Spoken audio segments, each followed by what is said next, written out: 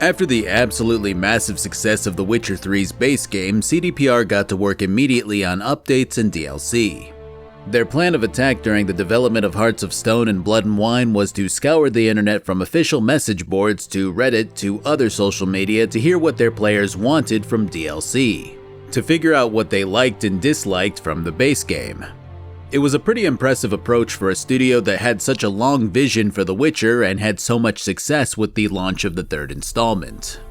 Many developers would naturally be pretty uptight about what they wanted to create after this achievement, but this down-to-earth approach really did well to help CDPR to create universally acclaimed expansions to their game. I've never personally played them until now, so here I am. In this video, I'll be taking a look at both Hearts of Stone and the Blood and Wine DLC content for The Witcher 3. I'll be analyzing the story and gameplay elements while stating what I think was done well and what I think could have been done better.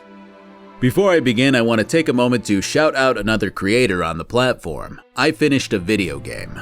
He's an absolute master of lengthy retrospectives, with his 7-hour and 20-minute Castlevania video being one of my favorites. He was recently diagnosed with cancer, and I thought he could use the extra spotlight during this time. Also, I have a sponsor for this video that will appear between the Hearts of Stone and Blood and Wine segments, just before the hour mark, so try not to be too alarmed. So Hearts of Stone starts off with a pretty ordinary job for a Witcher. Monster in the sewers killed someone, that someone belonged to someone else. Heading to meet with the contract provider has us being introduced to a group known as the Redanian Free Company, a platoon of nobles who were contracted by Redania for their support during the war, making them a private military group of sorts. Though it's a bit hard to tell if these people are just messing with Geralt or not, seeing as they don't seem any different from an average ragtag group of mercenaries with their constant unfunny jokes and lack of seriousness. Eventually, one of them will take you up to meet with their leader, one Olgierd von Everec. And so the red squiggles in my script begin.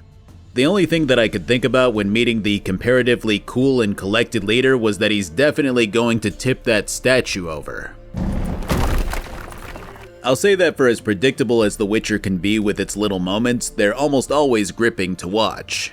Like, it wouldn't surprise me if that statue turned out to be a real person who was petrified, but I'd still enjoy it if it turned out to be the case. After negotiating a price, we're to head off to the sewer where this monster is supposedly holed up, kicking off the DLC proper.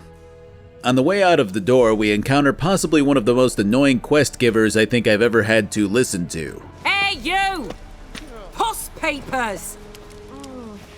Name's Geralt. But I'm gonna call you Puss Papers. That a problem? You know, I've done nearly every vanilla quest in this game, and I think this might be the first time that someone's annoyed me enough to consider just not doing the quest. I even gave her the "I'm a Witcher, not an assassin" line, but that never matters with these types of things. I guess I'm just kind of agitated by this one, because the only alternative to mindlessly obeying someone who slings insults at you while bluntly stating that she knows that you'll do her bidding is simply not doing her bidding. So you either just accept her needling Geralt with insults or you miss out on content. At the same time though, Geralt's been called worst by those who have tasked him with less, and maybe I've just been away from this game long enough to where I'm taken aback by the attitude of someone asking for help. Something about how Geralt is written really makes me want to stick up for him, but the reality is that he's never paid too much mind to random insults unless he's in a particularly bad mood. Regardless, I should probably get the side quests of this DLC out of the way first, since I don't know when they all cut off. This kind soul seems to want Geralt to find her dead friend and then use whatever clues that we find to track down the killer. Easy enough? Tracking the guy has us figuring out that the culprits are part of a group which I haven't mentioned since the very end of the second game, the Order of the Flaming Rose. It's interesting because while the faction was a pretty big part of the first game and seemed to be set up to be a key player in the third game, I don't think I even mentioned them in my previous video on The Witcher 3. Maybe it had to do with the budget and time constraints, much like the Scoia'tael being scrapped, but the devs did at least seek to wrap up the Order's fate in this one DLC quest, which portrays the Order as a downtrodden pack of leftovers after Radovid raked them over the coals. The Fallen Knight's de facto leader now rues their misuse, claiming that the Order was meant to spread the word of the Eternal Flame and defend the weak, not trample the innocent and become Redania's thugs. Those who spoke out against Radovid's mad march were appropriately dealt with, and those who turned a blind eye were promoted to become the Mad King's mage hunters, with the order disbanding soon after. The faithful separated away from Redania's clutches, turning to creating and dealing fist tech as a means to survive. It's definitely an interesting fate for the zealots of the past, but I do feel like this was a faint echo of what the writers seemed to plan initially. The beauty of the Order of the Flaming Rose was that it was a religious group at its core that seemed designed to do good. Or at least that was what many of its more prominent figures like Siegfried believed. The fact that they were then used by the likes of Jacques de Aldersberg and Radovid pushed them into a mix of phobia towards non-humans and mages, creating a very interesting drop of storytelling that paints the faction as needing a heavy dose of guidance. On one hand, their fate might be another scrap of realism, showing what happens when a group built around religious fervor and vague notions of uplifting the weak has no strong leadership to continue to subsist as a prominent militant branch. But on the other hand, it does feel like this fate is the easiest one to portray in a simple side quest, and that having another Siegfried come along to take the reins might have made for a much more elaborate and fulfilling bit of plot. In a way, it feels very similar to how Vernon Roach's Blue Stripe Commandos were handled. And while seeing the Order turn to fist tech manufacturing is poetic in a way, it does also feel pretty out of place when you consider the potential alternative fates for a group of knights, religious or no. This ending implies that them being treated as mercenaries and yes-men caused them to lose their way so much that they became the criminals that they sought to protect the feeble from. But I personally think something like trying to recruit them for an alternative wing of the same religion might have been a more fun and alluring substitute for this outcome. Regardless, you can bribe them, walk away, or kill them, of which the latter has their leader recognizing and blaming you for the death of their original leader way back in the first game. Which was still a pretty enjoyable conclusion in its own right when paired with the fact that this is the first time that we've actually seen the equipment used to create fist tech, which interestingly mirrors a Breaking Bad setup. Next up, we've got a quest involving another missing person, as seems to be the theme of this DLC so far. This one is a rarer form of quest that will sometimes pop up in this game, and is always fun to see when it does. More often than not, your side quests will have you doing a thing that's required of you, and that's it. Then you have quite a few where you choose between different sides, which changes the outcome. And then you have a handful like this where the game fakes you out. In this case, Geralt heads off to a small village that seemingly only has 2 residents in the entire area. Questioning them has them telling you that everyone left a while back to go to the cities, and that the person that you seek was attacked and killed by wolves. But there are some nuances here, with Geralt already sniffing out the fact that this person was attacked on the way to this village, a trail of blood leading to this house. Whereas many of CDPR's side quests will hit you with a sudden twist, this one seems to be right there on the surface, with Geralt asking about the missing person's clothing, boots, and so on. But the game tells you, alright, hey, go back to the quest giver and give them the bad news, with no optional objective to sniff around the area some more. It's literally the developers guiding you into using your suspicion instead of taking the game's instructions at face value. And sure enough, poking around the back has you stumbling into the larder where half of the missing person's body is on a cutting board, being drained for meat processing. Confronting the old couple has them lamenting the fact that they're too weak and frail to actually plow the fields, and Geralt gets the option to cut them down or make them swear to never eat human flesh again. Or I guess non-human flesh too. It's just always, you say human flesh, but I think this one was like a gnome, or halfling. Gnome? What's the difference between a gnome and a halfling? Whatever this guy was, he wasn't human. But you know what I mean? Like cannibal. Whatever. You live in the middle of nowhere. It's out of my way. But I'll be back. Better believe I'll be back. This is a great little quest, but one that had me yearning for the devs to go a little further with it. Yes, the fake out is neat and the reveal is well done, but you never get the opportunity to investigate even further. The old folks claim that the wolves tend to kill the people around here, and that they just take the scraps for themselves. But the whole village is deserted. Wouldn't the next line of questioning involve wondering if these two were telling the truth about the other residents in this village simply packing up and leaving? I'm not saying that these two needed to be some monsters in disguise, but I would have at least liked it if the question popped up. Or if you could choose to pick through the abandoned huts for evidence of people truly leaving of their own volition. Regardless, there is one more bit of environmental storytelling that transpires as a result of your decision to spare or kill these two. Sparing them and withholding the truth from the quest giver will later have you finding out that the old woman died of starvation, but killing them will have alguls eating their bodies when you return, mirroring what happens when you tell the quest giver that you spared the cannibals. In a fit of rage, the halfling promises Geralt that he'll round up people to kill these cannibals if the Witcher won't do it himself, and he makes good on that promise pretty soon after. Even though I would have enjoyed another layer to this side quest, I do have to say that it was a well done inclusion to the DLC with the various outcomes that do derive from how you handle it. There really aren't a ton of new side quests beyond these handful that have any sort of particularly interesting narrative, as Hearts of Stone was definitely the smaller of these two DLCs. In fact, just from a loose count, Blood and Wine has 5 times the amount of secondary quests that Hearts of Stone has, coming in at a staggering 40 to 8. Plus, Blood and Wine has additional contracts, loads of scavenger hunt quests, and, well, an entirely new area. So for now, we have another easy horse race, a Nilfgaardian taxman who will stop you if you're carrying too much coin, and a place to dump said coin in a traveler from Ophir. That last one is the most interesting of the bunch, as it allows you to unlock access to rune words and glyph words, aka those things from Diablo 2 that had you arranging your hard-earned runes in a specific order to create a unique effect.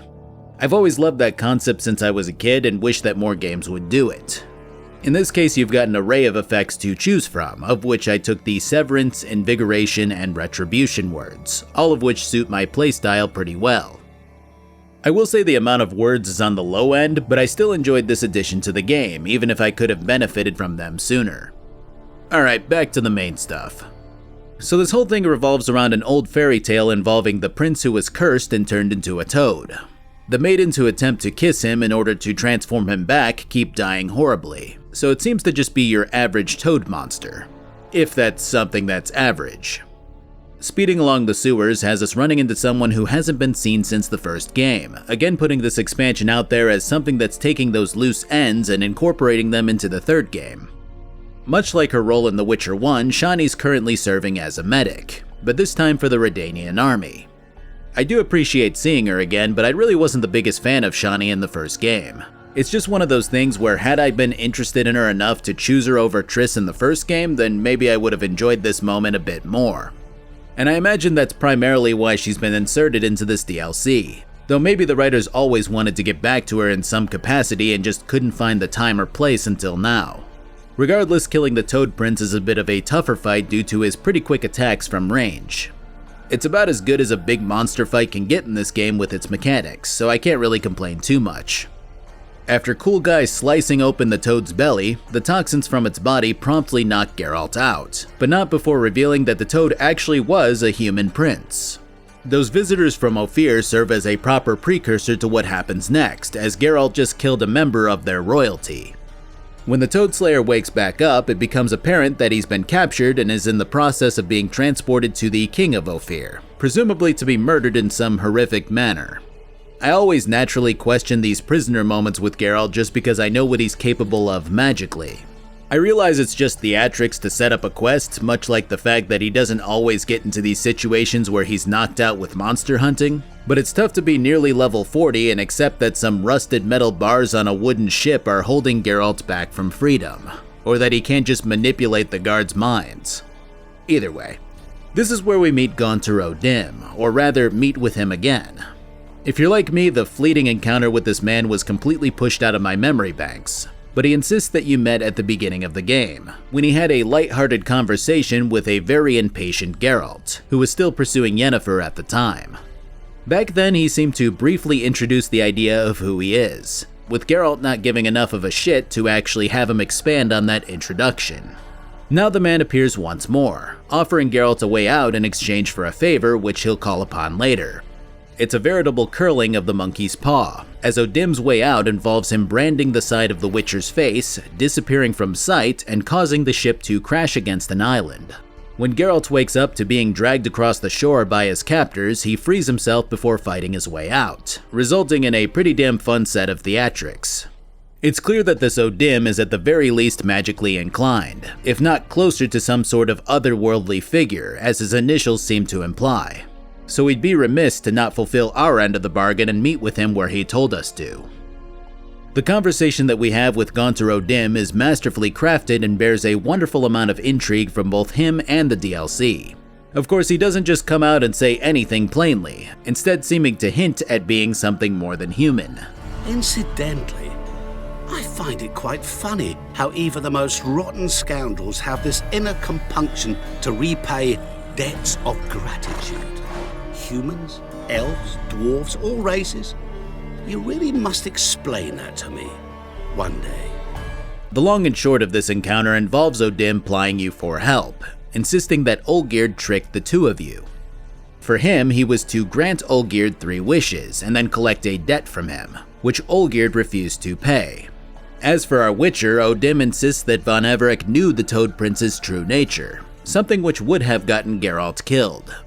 Rendezvousing with Olgierd paints a fuller picture, as Geralt finds himself in the midst of a spat between two different types of monsters. The house which the Redanian Free Company had forcibly taken over is now burning, and they're in the process of executing one of their own for what they deem to be breaking their code of chivalry.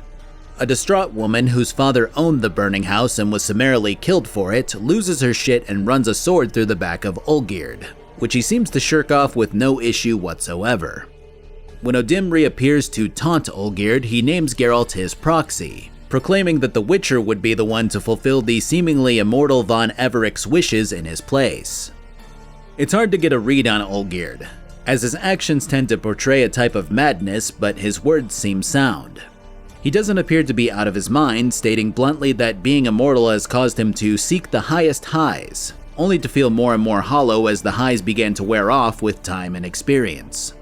But the breaking of the statue, the burning of the house, the execution of his man, and the disregard for being stabbed all seem to betray a unique sense of discontent and boredom brewing within the leader of the Free Company.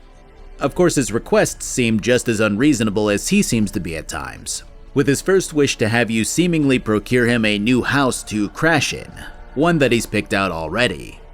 Meanwhile, his second wish is for you to show his dead brother the time of his life. O'Dim can help with that second one, imparting Geralt with a vial of Von Everec blood for a ritual that will help him to raise the dead. This setup does exactly what you'd hope for from The Witcher 3, taking a seemingly mundane start that has you crawling through the sewers and winding up throwing Geralt headlong into the supernatural. Raising the dead brother has us enlisting the help of Shani, who you can catch up with if you'd like. Again, nothing extraordinary comes from her explanation of the past however many years. Mostly that she just finished up her schooling and started her own medical practice. She decides to tag along to the crypt where the Von Everec brother is housed, but decides to hang back when it creeps her out. Before you head inside, she invites you to a wedding as her date, which will certainly lead to a romance scene, and I'll get to that in a moment. I know this is like saying the sun is hot, but this game is fucking beautiful. I know that's not my finest analysis, but goddamn if it doesn't help to get you into the right mindset when tackling these quests. So resurrecting the ghost of Vladimir von Everec is easily the most fun I've had in this game, because as it turns out, a ghost can really only do as much as wave his hands around and Fortnite dance. Unless of course he possesses a body. So now we have this ghost who no one else can see and will occasionally possess Geralt, taking control and speaking with the weirdest fucking mannerisms you'll ever hear from the voice actor. Promise to stay and stroke my chin, and I shall spend the rest of eternity in a hound's body, trotting along by your well-turned calves. I mean, come on, that's a fantastic setup. It might be a classic trope to a degree, but the part that everyone remembers from Spider-Man 3 is when Parker turns into a bad boy for a spell. This is something else. So yeah, we get a round of Vladimir piloting Geralt's body through this wedding celebration, and it's just about everything that I wanted from it. I mean, even the walk cycle and stances that Garadomir strikes are completely different from the usual stuff that you see from plain old Geralt. And I can't even bring myself to pick some of the more out there speech options. It's never too late to pursue an education, my dear. Your husband is certain to help you complete your studies, provide the necessary coin. I don't know. We've not talked about it. Come, Jonas, surely you've not taken Aldona as a mere diversion for the alcove. You will help her, will you not? That is between me and her. You needn't butt in. But I'm not. I merely ask. See, I've come to love your wife like a sister, So I ask you, as your brother-in-law, will you help her? I think this quest perfectly encapsulates what I personally want out of this game. I mean, to be completely honest, in the past 20 or so minutes of the game, I've hardly touched my controller beyond selecting speech options and moving Geralt to the next bit of conversation. And that's really not going to be everyone's cup of tea. I can 100% see someone taking on this quest and just being bored. But I imagine that this type of person wouldn't be playing The Witcher 3 up until this stage.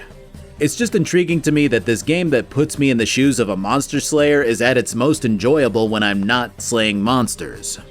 The actual party is event after event, with Shani seeming to be amused, disgusted, and a little bit into Von Everec's antics. From thrashing people at Gwent, to diving for missing shoes, to hurting pigs, beating the hell out of people, and dancing like a madman, the whole event goes on for quite a lot longer than I anticipated, making it a proper quest length of activities. All of these little events wind up with Von Everec madly trying to get Shani to bang. And she ranges from a little impressed to completely cold towards the spirit piloting her longtime friend's body. I can now approach the owner of any of these slippers, and she will lift up her skirt and bend over. To don it, of course. Ah, so generous. And clever.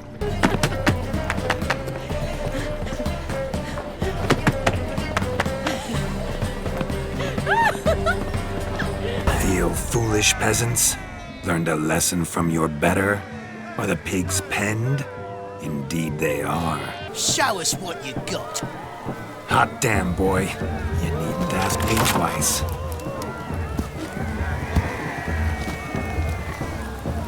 I've thought about doing just that a few times, but what? But I'm not going to talk about it with him here. I can discuss it once he's gone. I'll hold you to that. Whoa, hold there, mate. You said you weren't interested back in the crypt. Now suddenly, after I've beat the cream all night, you swoop in to dip your berry and aim to delight in it without me present? Shut up. It's a solid mix of hilarious and fucking embarrassing, but I can't say that I didn't have a great time. I think the most fun bit involving the Shani wooing is a part where Vladimir not so subtly hints at taking her up to the hayloft for the 43rd time, and she just goes, "Yeah, alright, sure."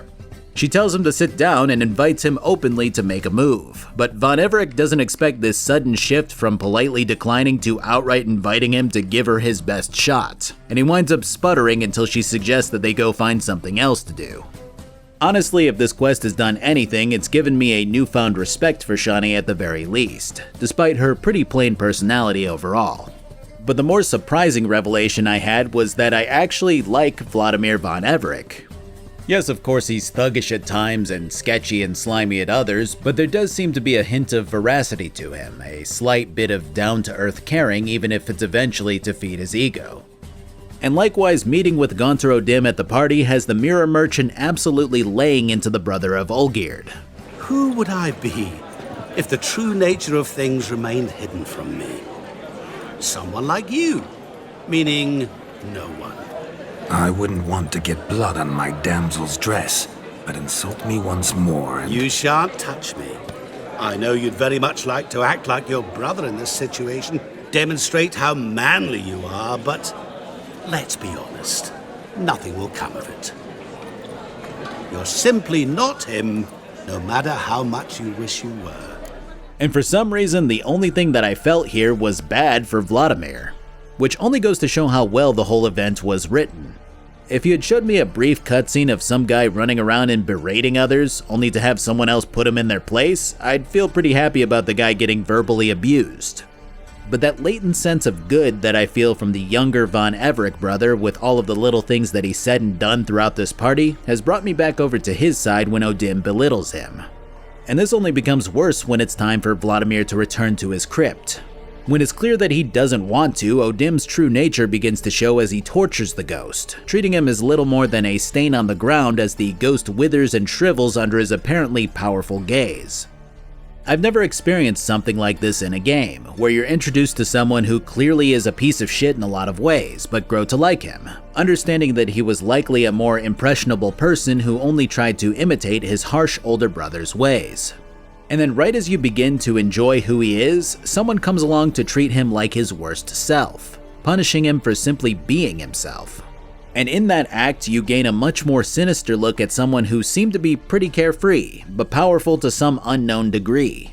It's a fantastically done bit of plot, and I can't stop complimenting this DLC so far because of it.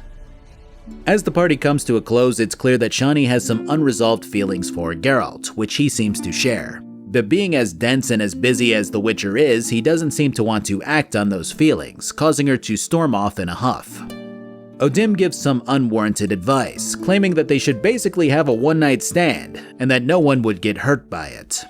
I'd say poor Yennefer, but that seems to be a tradition at this stage with how these two have operated. Winning Shani over for the night does further bolster that bit of appreciation that I've developed for her character, as she's pretty well written overall. She understands that her work keeps her from finding a good man, but that she still really wants one despite that. She likes Geralt, but she knows that she needs him to be stable, to be there every day for her. And she doesn't ask that of him, settling instead for one night of romance before departing to try to sort out her feelings in her head. It's just a well-written character. In a world of monsters, magic, and politics, Geralt doesn't have the time or commitment to stick to someone so regular and basic, as harsh as that sounds. And she understands that, choosing to let him go without trying to make things more complicated. So that house that Olgierd wants is linked to the owner of an auction house. You know, for auctioning shit. You've played Final Fantasy IX, or Wind Waker, or RuneScape, or Diablo 3 before the devs got eviscerated for it. So we're off to talk to the owner of the auction house, with the setup being as engaging as always. And this bloke's my subordinate, Private Kleiner. Careful you don't piss yourself out of excitement. You say something, soldier. Not a thing. Order 76 CWX is clear. Auctions only open to folk with invitations. Writ out in their names, plain and simple. What's all the fash, Corporal Václav? Are you squabbling with my pal Geralt? Master Vivaldi, sir, your esteemed associate, he weren't invited to the auction, and But I plough and have been, and he's coming with me. In you go, Geralt. There really is something to be said for a quest starting out in a way that gets a few smirks or light laughs out of the player. Sure, it won't always apply to every player, but when you have a game as charming and alluring as The Witcher 3, it's really hard to not be immediately mesmerized by a quest setup when it's so endearing. And it really helps the player to overlook any less than stellar parts. There are so many RPGs where the better quests start with low charisma characters giving you a seemingly mundane quest, and then it twists into something more interesting over time. But that type of writing really relies on surprising the player instead of luring them in. And I'm not saying that that's a bad thing, but CDPR's writing tends to be very opposite to the "here's a fetch quest, but wait, there's more" sort of progression, instead relying on smoothly drawing in the player right from the start with fun characters, jokes, or genuinely interesting setups. And this auction house introduction is yet another example of that coming to fruition. But you know what these guys do even better than setups? Sheer unbridled manipulation of the player's emotions. Do you know Vesemir? He was a tinge shorter than you, wore a mustache. Do I know him? Man taught me everything I know. What? How is he, if you don't mind my asking? Afraid I have bad news. Oh?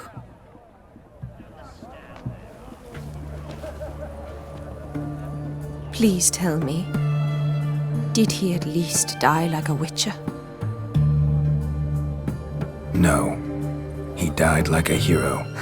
I mean, I went from laughing and excited about how this auction house thing is going to go to just fucking sad, man. And as much as I hate to just continuously jerk off the writers here, they really are masterful with how they tell their stories more often than not. So we mingle with the other guests, participate in some auctioning, and eventually get to meet with the recluse of an owner to ask him about some specific house that Olgierd wants. This line of questioning immediately sends the owner into a rage, and he has Geralt tossed out. Plan B involves a hooded stranger approaching us to help with our house acquisition endeavors, turning this whole quest into a heist mission. Here's where the narrative does get a bit weaker, and comes to rely on the player being intrigued enough by the setup and the characters that they've met so far. Because what happens is that this guy goes, "Alright, hey, so I know you want to get to this guy's house, so we gotta rob his vault.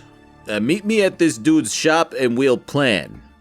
No introduction, no person from Geralt's past, just a random guy going, Yo, I know you don't know me, but I've been planning a heist for years. Alright, I'm in. I guess we're just relying on the spectacle of a heist mission, which has historically been an interesting quest type, even extending back to the first Witcher game. So here's the deal, you have to recruit 2 of 4 people and then convince the cook at the guard garrison to spike the soldiers' food so that there are less of them during the break-in. The cook part is easy and just requires some coin or delusion magic. The safecracker is, well, the first guy seems pretty smooth, suave, and capable. Even frees himself from his own cage after you pay to spring him out of it. The second guy... Ah! Shite luck, that! Shite life.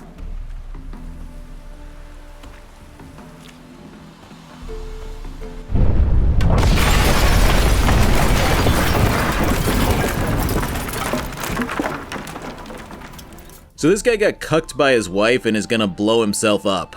He does this no matter what if you don't hire him. The country, she says. Fresh air's what I need, she says. So we came out here. Anything for my bunny. Said instead of sucking air, she sucked off the postmaster in my ploughing bed. I can't take it no more. I can't bring myself to not take him along after that. I mean, holy shit. Our second recruit is one of 2 thieves adept at breaking and entering. The first is a circus performer known to moonlight as a master of robbery, and the second is a halfling known as Beef Patty who's dead. So I decided to go with the circus performer this time around. The plan rolls into action and a heist scene plays out, with the hooded stranger laying out the details. The long and short of it involves scaling an unguarded tower, navigating into a vault, blowing it open, and leaving through the escape tunnel. Now, more often than not, the first question that everyone has when it comes to plans like these, myself included, is why don't they just use the escape tunnel to get in? And almost every single time this question just isn't brought up. The Witcher 3 might be the first game that I've played that answers that by stating that we just don't know where that tunnel is, and I do have to give props for that. The heist itself kicks off without a hitch, presenting a gripping and fun scene where the 4 heisters infiltrate the tower. I don't think heisters was a word until Payday, and now it's just in my lexicon. And then it just goes to shit when it turns out that there are people inside the main building. Geralt insists that no one dies during this heist, but the stranger immediately starts stabbing people when all hell breaks loose. Not that it really matters because there's a myriad of shit wrong at this point.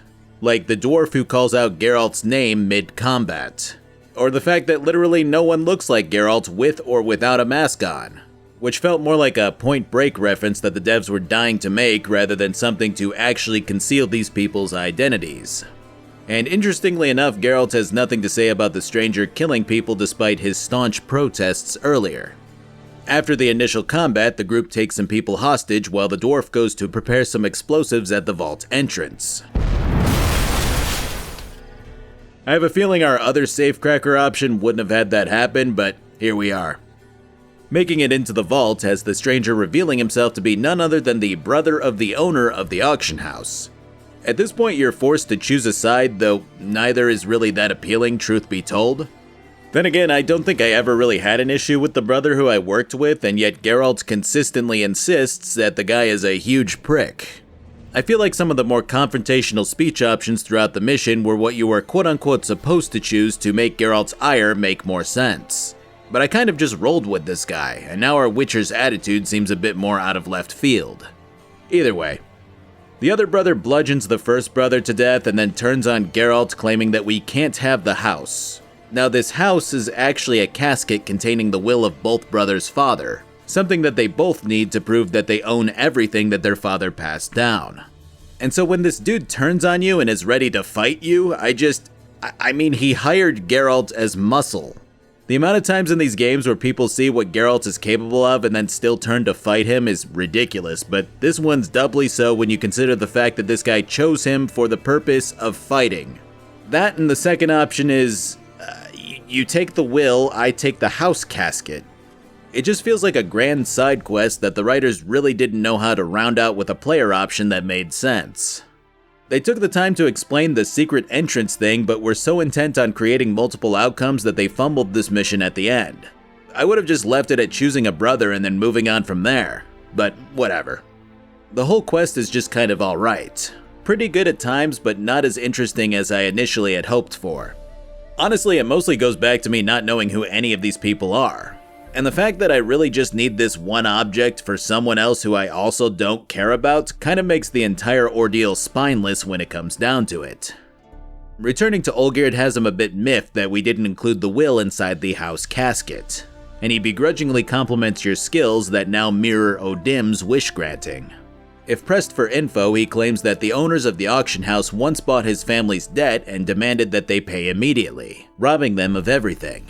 This was a simple vengeance plot, one that I likely would have participated in had Olgierd been more forthcoming with his request. It's interesting because Olgierd definitely has the capability of being a genuinely likable character, but he's intentionally written to be cold and distant, someone who celebrates life while clearly being dead inside. Everything that he does tell you when he opens up a little is relatable, and his motives make sense. His fiancé's parents married off his bride-to-be to the Ophiri prince that you slayed when they found out that Olgierd's family was broke. So he turned the prince into a toad. Then he sought to take everything away from the auction house owners who previously took everything away from him. And yet Olgierd is still so prickly that it's impossible to actually warm up to him. It's a fascinating bit of character writing, just because most devs would take the easier route to making him someone that you can get close to. But it's called Hearts of Stone for a reason, and I gotta respect the writers for sticking to their guns. Olgierd's final wish again seems simple, as he wants you to track down the violet rose that he gave his wife the last time he saw her. So heading back to the Von Everett estate has the game picking up the intrigue again, but this time from a horror angle. Dense fog fills the air, a lumbering figure patrols the decrepit area, and yet the tools and work structures all seem to be maintained and utilized regularly. The figure that we see in the distance is revealed to be a demon of sorts, though not even Geralt seems to know what to make of its horrifying visage that insinuates that the monster's original face was ripped away and replaced with a stitching of smooth skin. This thing is awesome and wouldn't be out of place alongside Resident Evil's Regenerators or Silent Hill's Nurses. And the fight isn't too bad either, with the monster having health restoration properties and keep away AoEs to hold Geralt back. When it finally crumbles, a cat and dog duo appear to guide you to meet with Olgierd's beloved Iris, who seems to be somewhere within the mansion. It's again another fantastic setup, one that aims high to surpass the previous task's outcome. This is where the horror elements get kicked up a notch, as we have another haunted mansion type of ordeal, mirroring the changeling messing with you back in Novigrad, or the earth elemental who resides below a different mansion during one of your contracts. This time we've got an actual haunting though, complete with a wraith who flits from painting to painting and Iris herself whispering murderous intent into your ears. This takes all of the developers' previous attempts at creating a haunted atmosphere and surpasses them masterfully, even outdoing the abandoned mental hospital in the second game. Darkness drapes the dilapidated halls, moans and screams wail in the distance as the house groans under every step that our Witcher takes. Sure, it's a cliché setting, but I've never really had an issue with the horror genre utilizing tried and true tropes. Especially when you take someone who shouldn't be and isn't afraid of that type of thing and plop them into it anyway. Hey, it worked with the Haunted Mansion and Vampire the Masquerade Bloodline, so why wouldn't it work here? I initially dove in with the cat potion just so you guys could see a bit better, but I found that it really cut down on the atmosphere that the game was building here. And my god am I glad that I let it run out, because the mini-boss fight that follows is amazingly done, with the lights going out completely and the hallway twisting like a funhouse while you battle the painting wraith. These guys nailed the vibe here exquisitely, making me keep my head on a swivel despite being an overpowered monster slayer. But things only get much better from here. Finding Iris means finding her body, to which her cat and dog servants fill you in that she died from loneliness. As she was a painter in life, her ghost guides you to one of her paintings, pulling you into it to witness her memories and destroy the demons that haunt her soul. Something a great game does is take a fantastical idea and build up intrigue enough for the player to want to explore those ideas to their fullest. You can create a fun place to explore that's less conventional, and that will sate someone's desire to explore by itself. But to make a quest truly great, you want to present your player with that new area and give them a distinct set of inquiries that they naturally want to probe around to find the answer to. In this case, we have a litany of questions that this DLC has built up naturally over its course via Olgierd's dodgy and incomplete answers. How old is he and how long has it been since he last saw his wife? Why did he leave? Didn't she get married off to an Ophiri prince? Or was that just called off when Olgierd turned him into a toad? How did Olgierd go from having nothing to having a manor as big as this one? And all of these questions have been partially answered, but are still lacking clarity, making this painted world peppered with that much more intrigue. If the world itself is the food, then the questions that we want answered are the seasonings. And the whole thing winds up being a veritable quest cuisine worthy of a paid DLC for this game. Iris's memories involve you grabbing various nearby objects and putting them into their respective place to initiate the playback of said memory. The first thing that you witness is Iris painting while going on about wanting a dog and cat. Olgierd, on the other hand, sits on the bench behind her reading a book. When she asks what he thinks of her idea, he seems to have not paid any attention, and suggests that they go inside instead.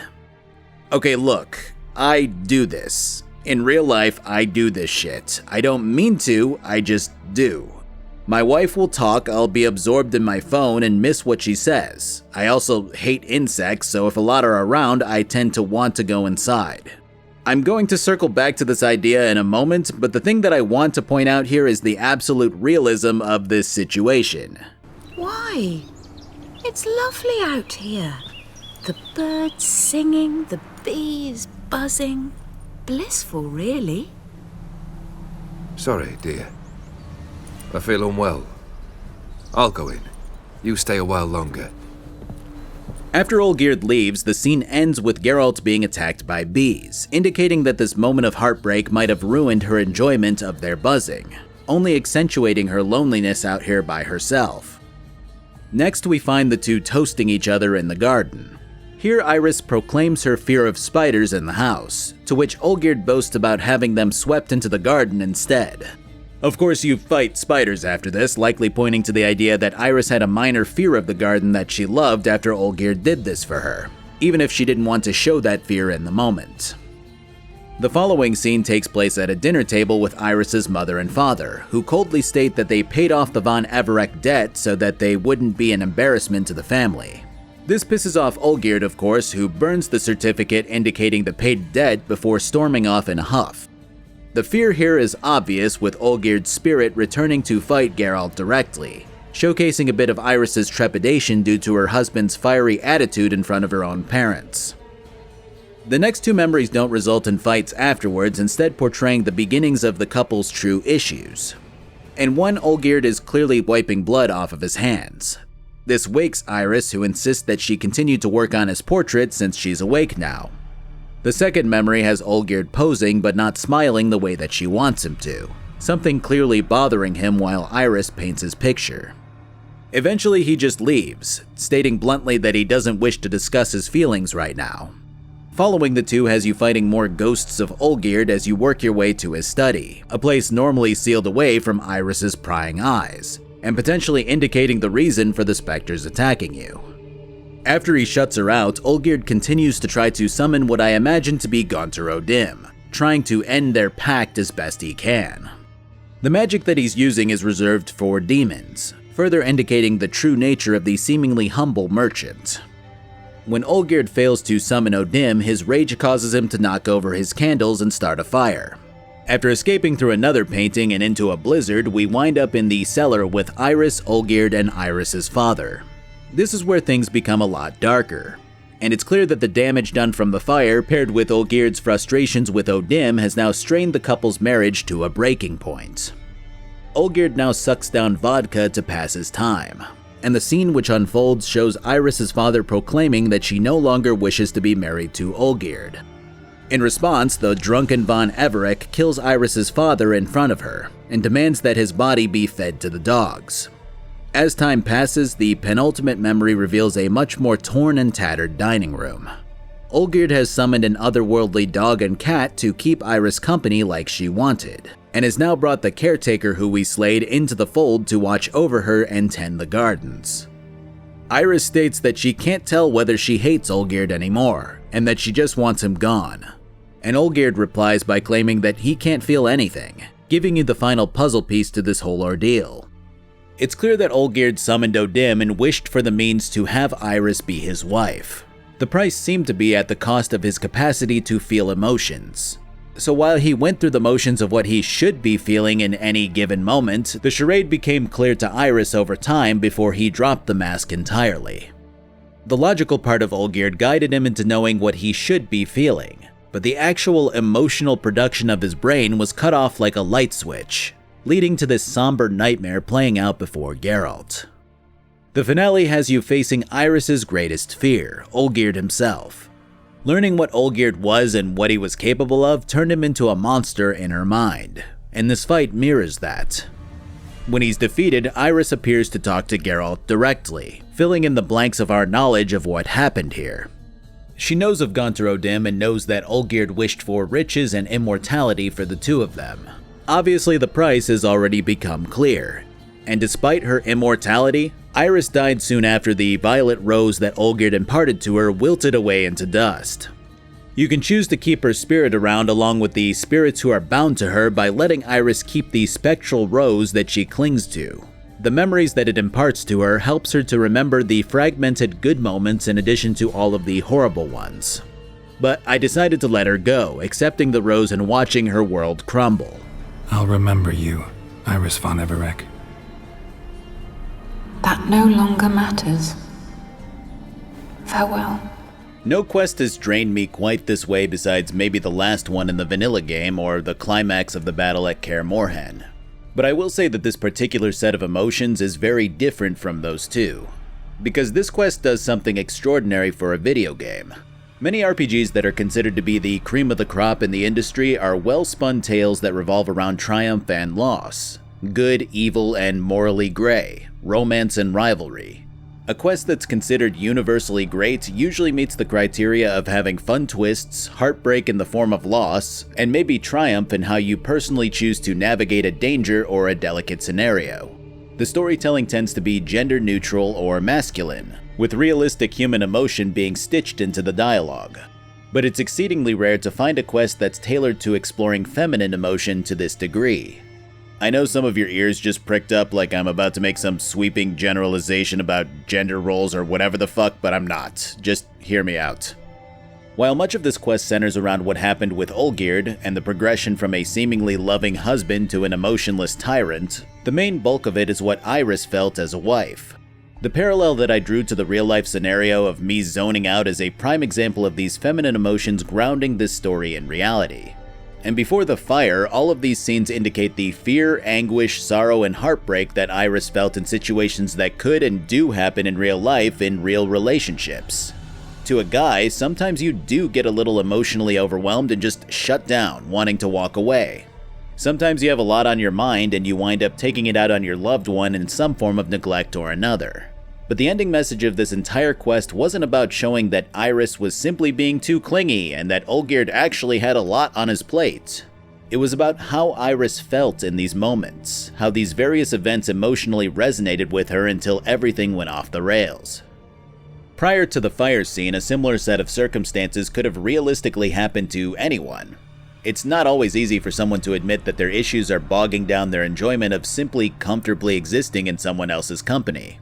And there are times where that general lack of regard for their partner's emotions make them seem even more uncaring. That shade of reality really takes this quest to a whole new level of sublime writing in my opinion. Because when the other shoe drops, Olgierd is dealing with something dire, something that's killing him inside. He wants to mend himself and his relationship, and he's trying everything that he can think of to do so. It's only after the fire that he gives up and resigns himself to a life of unhappiness, shattering the remaining fragment of Iris's psyche into dust. I know it might not seem like it, but I had a really hard time adequately describing how well this quest is done. It still feels like I'm missing the right set of words to encapsulate it. But maybe that's suitably appropriate considering the contents of it. The final question here is what to do with Olgierd, and the particular shade of gray that he is makes this a very hard question to answer. The reality is that we have no context for who or how Olgierd von Everec was before he made a deal with the devil. Would you say that the mere act of seeking out witchcraft to turn your life around makes you an unreasonable and greedy individual? Does wanting to reverse your fortunes and getting more than you bargained for make you inherently awful?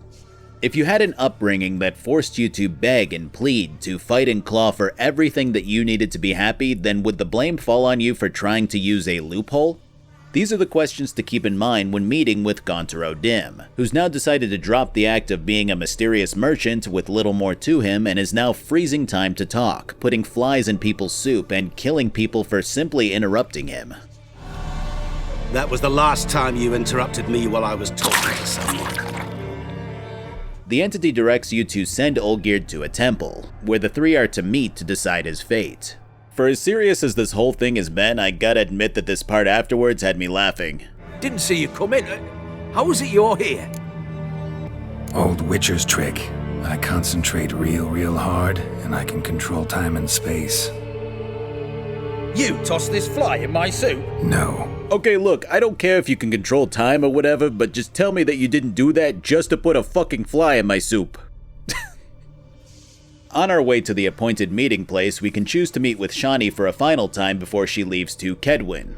When we last met, we put her on the case of researching the Von Everec bloodline, and her findings tell of a professor who had met with Olgierd and went crazy soon after. Cornering this professor has him sitting in a dimly lit room, which we had to hit with a blast of Ard to get into. His late life's work seems to have been to figure out who and what Gonter O'Dim is, a task that he was paid to perform by Olgierd. Of course, in order to try to help him, the professor needed to know everything, and that everything included the knowledge that Olgierd chose to sacrifice his brother's life in exchange for his first round of wishing. This definitely pushes his character more towards the dark end of the moral spectrum. The more the professor researched, the more terrified he became, with all signs pointing towards O'Dim as being evil incarnate, a being so powerful and horrifying that even possessing this much knowledge about him was dangerous. There are records of encounters dating back thousands of years in many cultures under many names, but always as evil incarnate. The professor here even went blind when reading a scroll about him. Dude's the Elder Scroll of Demons. The long and short of this knowledge, though, involves the professor finding out that one man had bested O'Dim in a duel, and had freed himself from his contract in that way.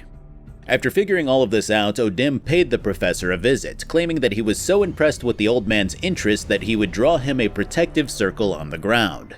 Then he claimed that as long as he stood within it, he would never be harmed by O'Dim, which is an amazingly sinister way of presenting someone with their own prison and convincing them that it's for their own safety.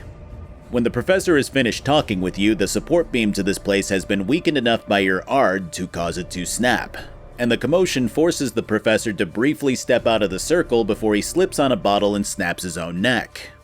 Geralt was practically sent here by O'Dim in a way just for this exact purpose, making the demon seem all that more imposing when the idea of challenging him arises.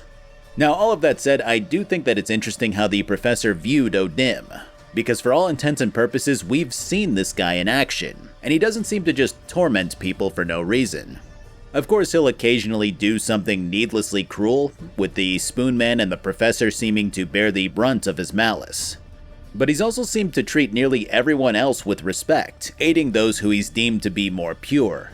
Him pushing Shani and Geralt together is a prime example, as was his speech to one of the peasants who wanted to learn about baking gingerbread. The times that he did delight in tormenting others was specifically reserved for both Von Everec brothers, and he even went so far as to call them scumbags who deserved it while he was talking about or to them. And that's what makes this even more gray. Is O'Dim simply evil and likes to twist people's perceptions of others despite there being shades of good to them? Or is the demon telling the truth about the souls of others and we just saw the good bits of Vladimir and the good intentions of Olgierd? If I had to choose one, I'd likely trust O'Dim's judgment more than the fun side of Vlad or the romantic side of Olgierd, which only further muddles how I feel about this entire DLC's characters into the drab gray that they exude. Heading to the meeting spot that O'Dim told you to send Olgierd has the three meeting under the moon. It's here that the demon has shed all modesty, walking down from the sky and revealing the contract. Olgierd is confused as the contract proposed the granting of 3 wishes and meeting on the moon in exchange for his soul. Of course, O'Dim has always been a master of manipulation, and clears the dust underneath the two to reveal a large dais of sorts depicting the moon. The finale involves either letting O'Dim do his thing or stepping in to interfere, If you do nothing, Master Mir finally claims Olgierd's soul and then offers you a few wish options, ranging from a higher stamina horse saddle to infinite food or alcohol to a load of coin. Or you can just refuse the demon's reward outright, not chancing any strings that may be attached. If you instead decide to challenge Odim for both of your souls, the Man of Glass can't help but to accept, thrusting the Witcher into a twisted world of his creation. Here you're given a time limit and a riddle. The answer is your reflection, but you don't really have time to think about that as the objective seems to be to find a mirror to see your reflection. However, every time you do find one, it shatters, causing you to have to find a source of water and creating a reflecting pool in a previously dried fountain. Upon staring at Geralt's own reflection, it twists into a much more devilish form as Master Mirror is defeated at last. The ending scene has Geralt talking about what happened with Olgierd, who seems to be extraordinarily appreciative and delighted that he can feel again. But at the same time, the result of potentially decades of uncaring bears down on him like a crushing weight, the turmoil brewing just below the surface. It's definitely the quote-unquote bro ending of the DLC, and it does feel good to help Olgierd recover from his self-inflicted wound. In both endings, the camera pans over to the logo of Hearts of Stone, which I felt was particularly corny. Maybe it's the words expansion pack that makes it feel really odd. Hearts of Stone is a strange DLC to talk about, because yes, of course I could just say, yeah, it was good, but I'm cognizant enough to realize that some of these themes will resonate with myself and others closer to my own mindset more so than some who have played through it. Because I'm sure that for some people the plight of Iris was just one of those things that was like, alright, that sucks that their marriage didn't work out. And I'm sure that a few of you have listened to me go on about that whole ordeal while scratching your heads and saying, alright dude, it wasn't that good. Of course, personal preference will always be a thing when it comes to various plot points. Some will or won't like different stories, but even setting that aside, I want to at least agree on something here. That Hearts of Stone was very well written for the most part, with its main cast particularly shining through here. Gaunter O'Dim starts out as mysterious and subtle, but increasingly reveals just how powerful he is while ranging from good-natured and willing to help to malicious and sadistic when angered. Olgierd is extraordinarily difficult to understand as a person, but it's his curse that makes him that way. Vladimir is a goofy guy who showcases a stunning amount of softness and only further points towards Olgierd simply using him despite his proclaimed love for his brother. And the tragedy of Iris and what she went through is marvelously grounded in reality before it becomes more supernatural. While the DLC does stumble with a bit of its storytelling specifically around the heist part, it's hard to write anything that could be considered perfect from every angle. But I do think that Hearts of Stone overall comes close to that perfection. What's interesting is that, much like a lot of The Witcher, many of the ideas can be traced back to various Polish, German, and so on folklore. I mean, the concept of a spirit granting 3 wishes to someone who then later swaps his heart for one made of stone is directly out of the German fairy tale Das kalte Herz, literally translated the cold heart. But the thing that makes Hearts of Stone as good as it is isn't that it retells these tales, but rather that it uses them as a springboard to then create fascinating characters, quests, ideas, and story that all intertwine as both a love letter to these tales of the past and as a means to help this game's content stand on its own. It's something that CDPR absolutely excelled at here, and we're going to see more attempts at this in the next DLC, Blood and Wine. Alright, before we get into Blood and Wine, I want to talk about my sponsor for this video, STALCRAFT X. So STALCRAFT X is a 10-year love letter to the ideas found in the Stalker universe, but with a bigger focus on multiplayer and PvP elements. The game just launched its 10-year anniversary update, which reworked and updated the graphics engine and storyline, as well as adding new mechanics and atmospheric locations that further enhance the zone's shifting landscape. For those new to STALCRAFT X, adventuring in the zone has you taking on anomalies and mutants, as well as discovering artifacts to pave your own path through Chernobyl. There's a ton of depth when it comes to inventory management, personal shelter customization, and weapon modification, all things that I personally found a lot of enjoyment in. Exploration is methodical and tense, and feels quite a bit different depending on which of the 4 factions that you eventually wind up joining throughout STALCRAFT X's sprawling storyline. And for those who have played the game before, recent updates have revamped character animations and movement, enhanced NPC and enemy AI, and introduced a loot spawn system to help round out the game world nicely. If you're interested in the PvP aspect of factions, there are now specific locations for clan wars to take place, along with an entirely new enemy faction making its way down from the northern reaches of the zone. If all of this sounds like something you could get into, feel free to check out STALCRAFT X on Steam or at STALCRAFT.net. The game is free to play and you can nab some welcome bonus rewards by using my code if you're a new player or someone who hasn't played for a long time. Thanks guys. So the second expansion begins like the last, with a request for a Witcher to slay a monster. The difference here is that the request was put out specifically for Geralt by the Duchess of Tucson. Tucson is a vassal of Nilfgaard, and meeting with the duchy's representatives gives you another taste of the elegance that the nation naturally exudes when put alongside, say, Skellige, Redania, or Temeria. As someone like Foltest might say, they seem a bit up their own asses. Upon meeting at the spot designated in the contract, Geralt immediately recognizes the two knights in shining armor, who I imagine stem from the books which I haven't read. Or they're just inserted in a way to help convince Geralt to go out of his way to visit Tucson. Regardless, the knights Palmerin and Milton speak much more eloquently than the average peasant out here, and have decided to steer off some incoming bandits from a village here before accompanying Geralt to Tucson, should he accept their contract. This bandit slaying starts with the three hearing signs of their approach and then just taking their sweet time while the brigands start slapping people around, torching buildings, hauling off women, and so on. It'd be like if the police showed up right as a shootout started and then let the shooter start blasting for like 5 minutes before reacting. Eventually they do interfere though, cutting the marauders in two before regrouping and presenting Geralt with the details of the Duchess Anna Henrietta's request. The plea is addressed specifically to our Witcher, with the particulars stating that a beast which no one has seen has been killing people in a manner seemingly impossible. The examples given involve a knight who was locked in a room surrounded by guards and servants, and was somehow taken from that room and killed publicly in the town square.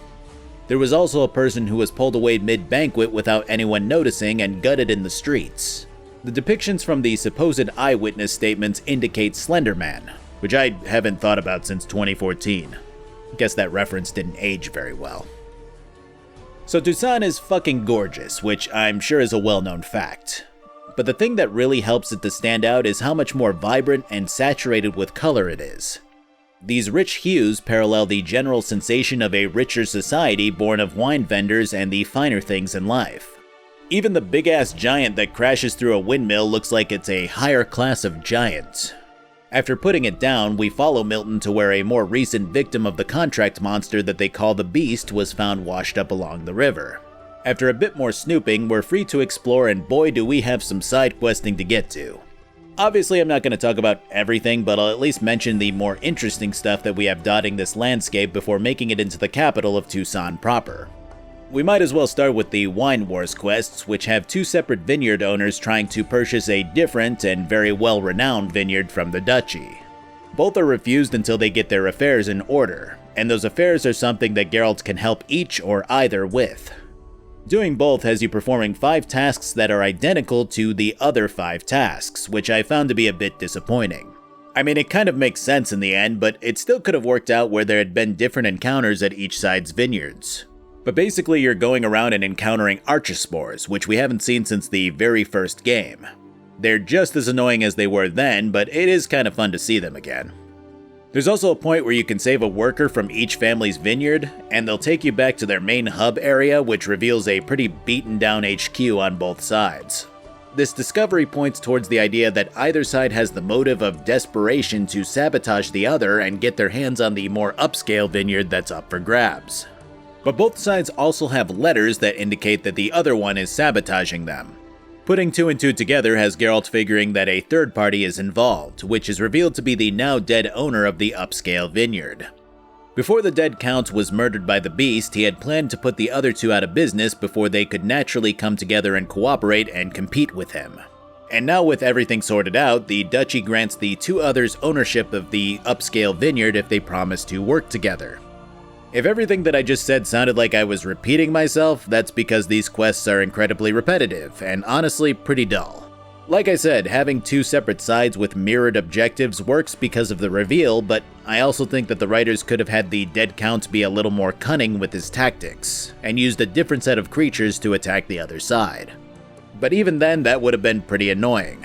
Especially when your reward is a final set of 5 tasks because the dead Count's vineyard also fell into disarray with his death. The positives here, of course, are the reappearance of the archospores, and then later the giant centipedes, both of which were enemy staples in the first game. Additionally, it was nice to explore this beautiful landscape, which these quests had you running all around the map for. If that was the intent behind them, then fair enough. But I honestly wouldn't have missed them if they were gone. At least you get to name the power couple's new wine after Geralt as a result. Why not White Wolf? Wild, with character. It fits perfectly. Another quest involves a flying monster which has eviscerated a trading post along the road. After sniffing around for a bit, a noble who owns the lands drops by to go, "Oh, that? Yeah, that's the basilisk." Apparently the guy's been looking after a particular strain of basilisks due to their relation to a legend long passed down through the generations. When pressed for details, he explains that he believes it to be the last basilisk of its kind, and that he's fervently tried to warn others to keep away from its nesting area for a while now. When people do get mauled by the thing, he pays their families for their losses and continues to try to look after it and warn others of its presence. Geralt doesn't give a shit about that and goes off to track it anyway, which surprisingly doesn't have the noble putting up any sort of argument until he actually starts finding new evidence and sense. Once he has everything he needs, the noble starts spouting off about how the basilisk is just a curious creature and how killing it will cause irreversible damage to the ecosystem and how traders come here on purpose with strong scented goods to lure the beast in and then go to him for compensation once it destroys their shit. After listening to 50 Shades of Landlord, I follow the scent anyway, which brings me to another dead body with a note on it basically saying, "Hey, yeah, so I know this area is dangerous, but don't worry. The Count here will pay you for everything if the basilisk attacks." Well, I'll be damned. From here you can team up with some Reavers, which make another brief appearance after the prologue of The Witcher 2. I mean, they're different people, but the same faction. Still, kinda fun. If you want to, you can direct the Reavers to stand down and spare the basilisk, which is something that I don't personally think that Geralt would do after seeing the carnage the beast has wrought. But the option is just interesting enough for me to choose it, resulting in the Reavers being paid off by the Count here and Geralt going on his way. The only reason that I mention all of this is because it'll tie into something else later, so hang on tight to this one for now. Our contracts for the countryside are relatively standard, but with new or returning monsters and involve the likes of Slizzards, a giant centipede, a Shaelmar, and an Umbra. The Slizzard quest leads into another quest where a mine foreman asks you to help him out with locating 5 wagons of supplies, which is really just a filler quest mirroring the tipped statues in Velen. In this case, instead of righting the statues, you track down the wagons and help the men with whatever issues that they're having. So you fight a group of bandits, you fight a group of Kikimors, you fight a group of bandits, you fight a Spriggan, and you wake up drunk people. This DLC creates these filler objectives quite a bit more often than I would hope for, and I do feel like this whole experience is cheapened when tasks like this are provided. The remaining contracts are at least a bit or a lot more interesting. One of which has you venturing into the capital to meet with a woman whose man ran off to slay a well-known monster. When you encounter him, it's clear that he's scared to do it alone, and you can send him to his death anyway or help him out. Helping him against the Spriggan yields the information that he did this to escape his marriage, which was to take place upon his return, causing the bride to call off the wedding afterwards. It's not bad, definitely better than the previous contract. The Shaelmar contract was the more interesting quarry and had you fighting what Geralt describes as a cross between a mole and a centipede. Speaking of, the giant centipede was easily the most unorthodox contract, involving a man who wants to tour the countryside and take pictures of wildlife with what seems to be a new camera invention. You find out later that he does this for his daughter, who had become disabled semi-recently, which was a cute motivation and explains why he didn't want Geralt to harm any of the animals if need be. Plus, the selfie that the guy somehow took was kinda funny. Now, the Umbra is by far the most interesting of the bunch, involving a hermit who's been tormented by what she describes as an evil spirit that only she can see under the effects of potentially hallucinogenic mushrooms. After sweeping the area and finding some blood trailing from the woman's pillow, Geralt decides that it's mushroom time, downing a brew and passing the fuck out. When he awakens, Roach is talking to him, which... Still kinda strange. How you cross the ocean when I call sometimes, but then get hung up on the tiniest fence. What's that about? What can I say? Everyone's got limits. Okay, I see you, CDPR. Somehow shit like this makes me feel like a dick when I complain about certain mechanics like the whole horse movement thing. So you and Roach begin to solve the issue together, soon realizing that an Umbra is the cause of all of these issues. There are several avenues from here, with one allowing you to just walk away and have it turn out that Roach solved the problem while you were gone. If you corner the Umbra and take out the phantom panthers that it summons, the source of it seems to be the spirit of the tormented woman's dead husband. He goes on to say that she left him when he beat his horse to death intentionally after losing a tournament, and that since dying he's tried to beg her forgiveness. From here he'll beg Roach's forgiveness instead, and you get two more potential endings. On one hand, not forgiving the man has him later returning to his ex-wife and draining her blood until she dies. On the other, he simply departs this existence if forgiven. This whole quest is easily the best contract in this DLC, and contends with quite a few of the best contracts from the vanilla game, though it's hard to not love it when your horse is screaming at you throughout this entire event. Umbrae are completely invisible even to Witchers. But how can you be sure? Because it's not invisible to me, doofus. It's right over there.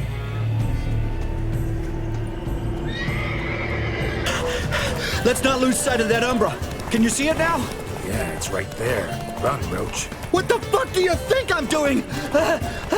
Beyond these traditional contracts, there are a handful of filler contracts for winemakers here that have you doing very mundane tasks that all involve clearing out their would-be storehouses for their wine and have you killing spiders, gargoyles, another shalemar, giant centipedes, and some ghouls. Maybe you could help me. For we're neck-deep in trouble. Of the spider kind. Perhaps you could help me. You seem a strapping lad. You see, those caves are like cellars the gods carved out for their own stores. I've been eyeing the cave for a storehouse quite some time. Those caves would be prime barrel storage were it not for the beasts. Well, there's a cave that to my mind would be splendid for aging wine. I acquired this old storehouse at auction. All right, sure. See what I can do. I'll look into it. Fine. All taken care of. All taken care of. Problem solved. Ran into a few giant centipedes. Storehouse was full of rotten meat. Thank the gods. You've gained my gratitude. And here on in, you've cut rate prices on all my goods. You shall get a good price on all my goods. At a discount that will make you cross-eyed. Again, really standard stuff to a degree that makes me feel like the devs had a hard time trying to fill up their new area with stuff to do to the same degree as Velen, Novigrad, and Skellige. Though to be fair, there were plenty of these types of quests in those regions too, they just didn't feel as frequent with how large those areas are. They don't add too much, but they do at least help you to acclimate to the strange land of Toussaint and how these nobles and wine merchants tend to act towards others. In this case, most of the time, the more well-off people will treat those beneath them with a certain degree of disregard as if they're inferior. But there are a surprising amount of eccentric nobles who are so rich that they've gotten bored and started to create quests for themselves. The Count who was protecting the Basilisk is a prime example, as was the guy taking photos for his daughter. Both have this purpose to them, and both seem to be generally very kind towards others in a way that you don't see from the nobles who are all about flaunting their wealth and status. And I imagine this is a statement of sorts from the devs when the kinder nobles have genuine hobbies and purpose, and the wealth-driven ones are consistently up their own asses.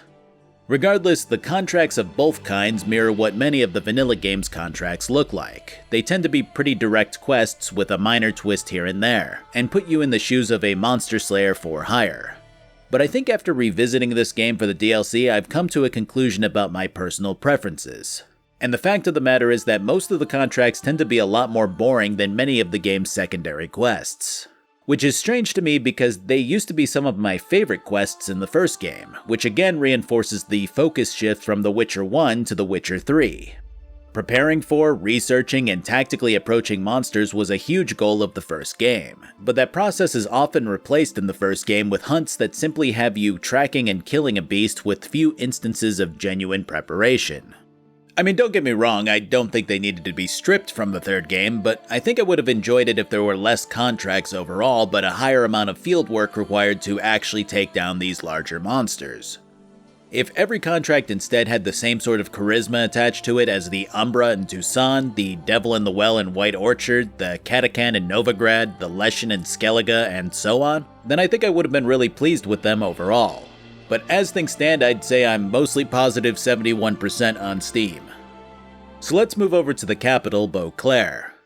Tucson and its people are reminiscent of Italy and France, and the word Beauclair is obviously derived from French as well. And the capital continues this by seeming to be a colorful mixture of older Italian and French architecture, along with a light dusting of German and Polish decor every here and there. Its Tuscan vibes are wholly different from Novigrad's mirroring of Gdańsk or Danzig, and its intricate corridors and building architecture are fun to observe as you plod around its cobbled streets. A lot of your side quests are smushed into its comparatively smaller map size, but it makes sense with how much more populated the city is than the small towns dotting the countryside. As such, you're blistered with a plethora of secondary objectives immediately upon strolling the streets. The most important of these mechanically involves a letter from Triss or Yen, which denotes that a certain researcher died a while back but was looking into Witcher mutations while he was alive. You can tell that this quest was important for the devs to impart, as they stuck a message into the game immediately upon entering Tucson stating that you could discover mutations if you looked for them. And there's a good reason for this importance. The cliff notes here involve Geralt tracking down an old abandoned underwater lab, which is actually one of the more interestingly designed dungeons in this game. Puzzles aren't necessarily brain busters, but involve a little more thinking than the typical hold down the Witcher sense button, which is refreshing to see. There's even a part where you have to shoot some switches on the wall with your crossbow, which is the first time I remember that being a thing in this game. I know that's a very basic old-school adventure design, but I do think seeing it here was kind of fun. Even Geralt was surprised when he got it. Did it. After piecing together the rest of the way to the center, we discovered the deceased professor's research, which has you viewing some Megascope diaries. The guy starts out by stating that he had his life saved by a wandering Witcher at one point, and that Witcher invoked the law of surprise, causing the professor to forfeit his son. After years of agonizing, the professor set out to reverse the mutations undergone by the Witchers during the Trial of Grasses, and seemed to be making good progress in discovering how these mutations worked. The end result wound up strengthening his son's mutations instead of curing them, however, and the professor abandoned his lab afterwards. Geralt sees all of this as an opportunity and decides to try it out for himself, which unlocks a whole new part of the leveling system and single-handedly makes me look like even more of a dumbass than I normally appear to be, because this was a big complaint of mine in my previous video on the base game. Basically, I'm swimming in extra level up points, 21 to be exact, as the game ironically reminded me during this quest. I had absolutely no need for them and was considering dumping them into random skills for a while to just have options if I ever felt like switching up my build. But now there's a point to both them and the spare mutagens that I've been hoarding for a while now. Basically, you can spend extra points and mutagens on these mutations, which unlock powerful new abilities and eventually more slots for skills. They're all pretty good in their own right, with quite a few of them being exceptionally good. You can only have one active at any given time, so things aren't completely busted. But Euphoria absolutely complements my Green Man build, and makes me a walking disaster, so that was a very easy choice for me. I have to say that this was a great move from the devs to help the players feel like they can progress again, at least for a little while, and I gotta give props to them for this inclusion. The second big addition would be your Grandmaster Witcher armors, which encompass your 4 base game school armors and introduces the Manticore armor like Hearts of Stone introduced the Viper gear. Each Grandmaster set gives you bonus perks, and each one has its own story attached to it. I find it fascinating that there are so many of these filler quests in Blood and Wine which are blatantly there to pad the game with more shit to do. But then when it comes to locating armor sets, every single one has a 2-minute speech attached explaining the background story of the Witcher who brought the Grandmaster diagrams with them to Tucson. It's quests like these that really help to strengthen the quality of the DLC, and it really makes stuff like the winemaker contract stick out even more as something genuinely hurting the quality of the content presented here. I've always been partial to the Cat School armor throughout the entire game, so that's the one I initially pursued. The story attached tells of a Witcher who killed his own people and stole the Grandmaster diagrams in an attempt to sell them for huge coin and break free of the miserable existence that is the Path. He wound up getting duped and murdered by bandits, his diagrams scattered between the merchant's house, a bandit stronghold, and a cave where he hid the rest of the papers as a contingency plan. It suits the Cat School so well, who have repeatedly been portrayed as more mischievous and selfish, and actually made the task of scavenging intriguing and fun to play through. That said, the Grandmaster feline gear involves this hood, and I hate it. It's the best gear for how I play, and I hate the way that it looks. Fortunately, there is a workaround where I can equip the Professor's glasses, which I won at the auction in Hearts of Stone. It's not ideal, but it doesn't look too bad, honestly. I get why the devs made the cat gear wind up this way, and it does suit the school, but the hood should definitely be optional. When I'm paying the sheer amount of coin that this gear wound up costing, I should definitely be able to preview its look before committing to it. Funnily enough, the Manticore gear winds up being the exact same default outfit that Geralt starts out with in the first game, which I thought was kind of a fun inclusion even if I wouldn't have really liked it if I had pursued and created it. I still think my favorite overall armor aesthetically in the series was the Raven's armor that appeared in the prologue of The Witcher 2. The Stronghold part of the previous quest actually bleeds into another quest which seems to be an amalgamation of objectives for the good of the duchy. Many of them are familiar and involve rescuing people who have been locked up or are being surrounded by bandits, or clearing out abandoned sites to get them up and running again. The Strongholds take the latter a step further by creating gigantic battles of 20-ish or more enemies, and have you cutting them down before defeating a mini-boss who watches over the base.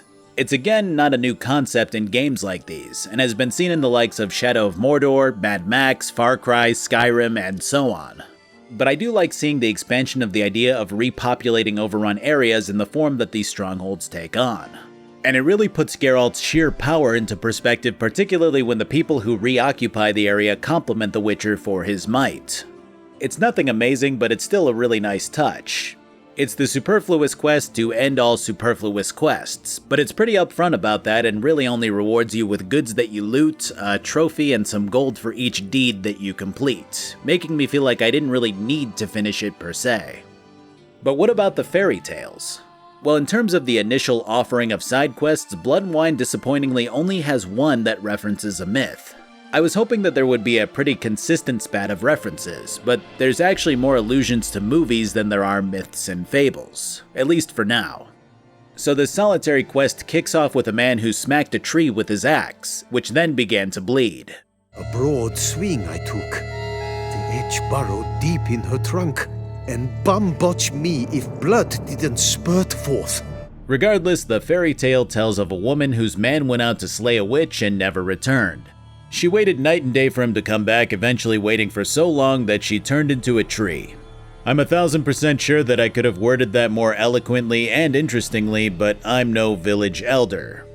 The corresponding tale would be one of Greek mythological origin, in which Apollo got so turned on by a beautiful woman that he chased her non-stop. I mean that literally, he screamed at her to stop and that he meant no harm, and apparently she didn't believe that shit for 1 second and beat feet towards her father, who happened to be the river god Peneus? Fucking Greek, dude. I'm gonna say Peneus. Screaming at him to turn her into something less beautiful. Like a good father, Peneus turned his daughter into a fucking tree. But that doesn't stop Apollo. Dude still loves the tree version of her, which has a heartbeat even when barkified.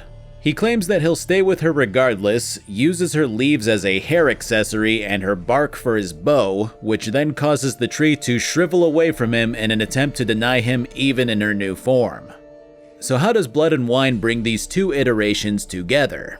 Well, it doesn't, but it also does. In the game, you head off to the witch's hut and take a look around, discovering evidence that links her to the treification of the woman.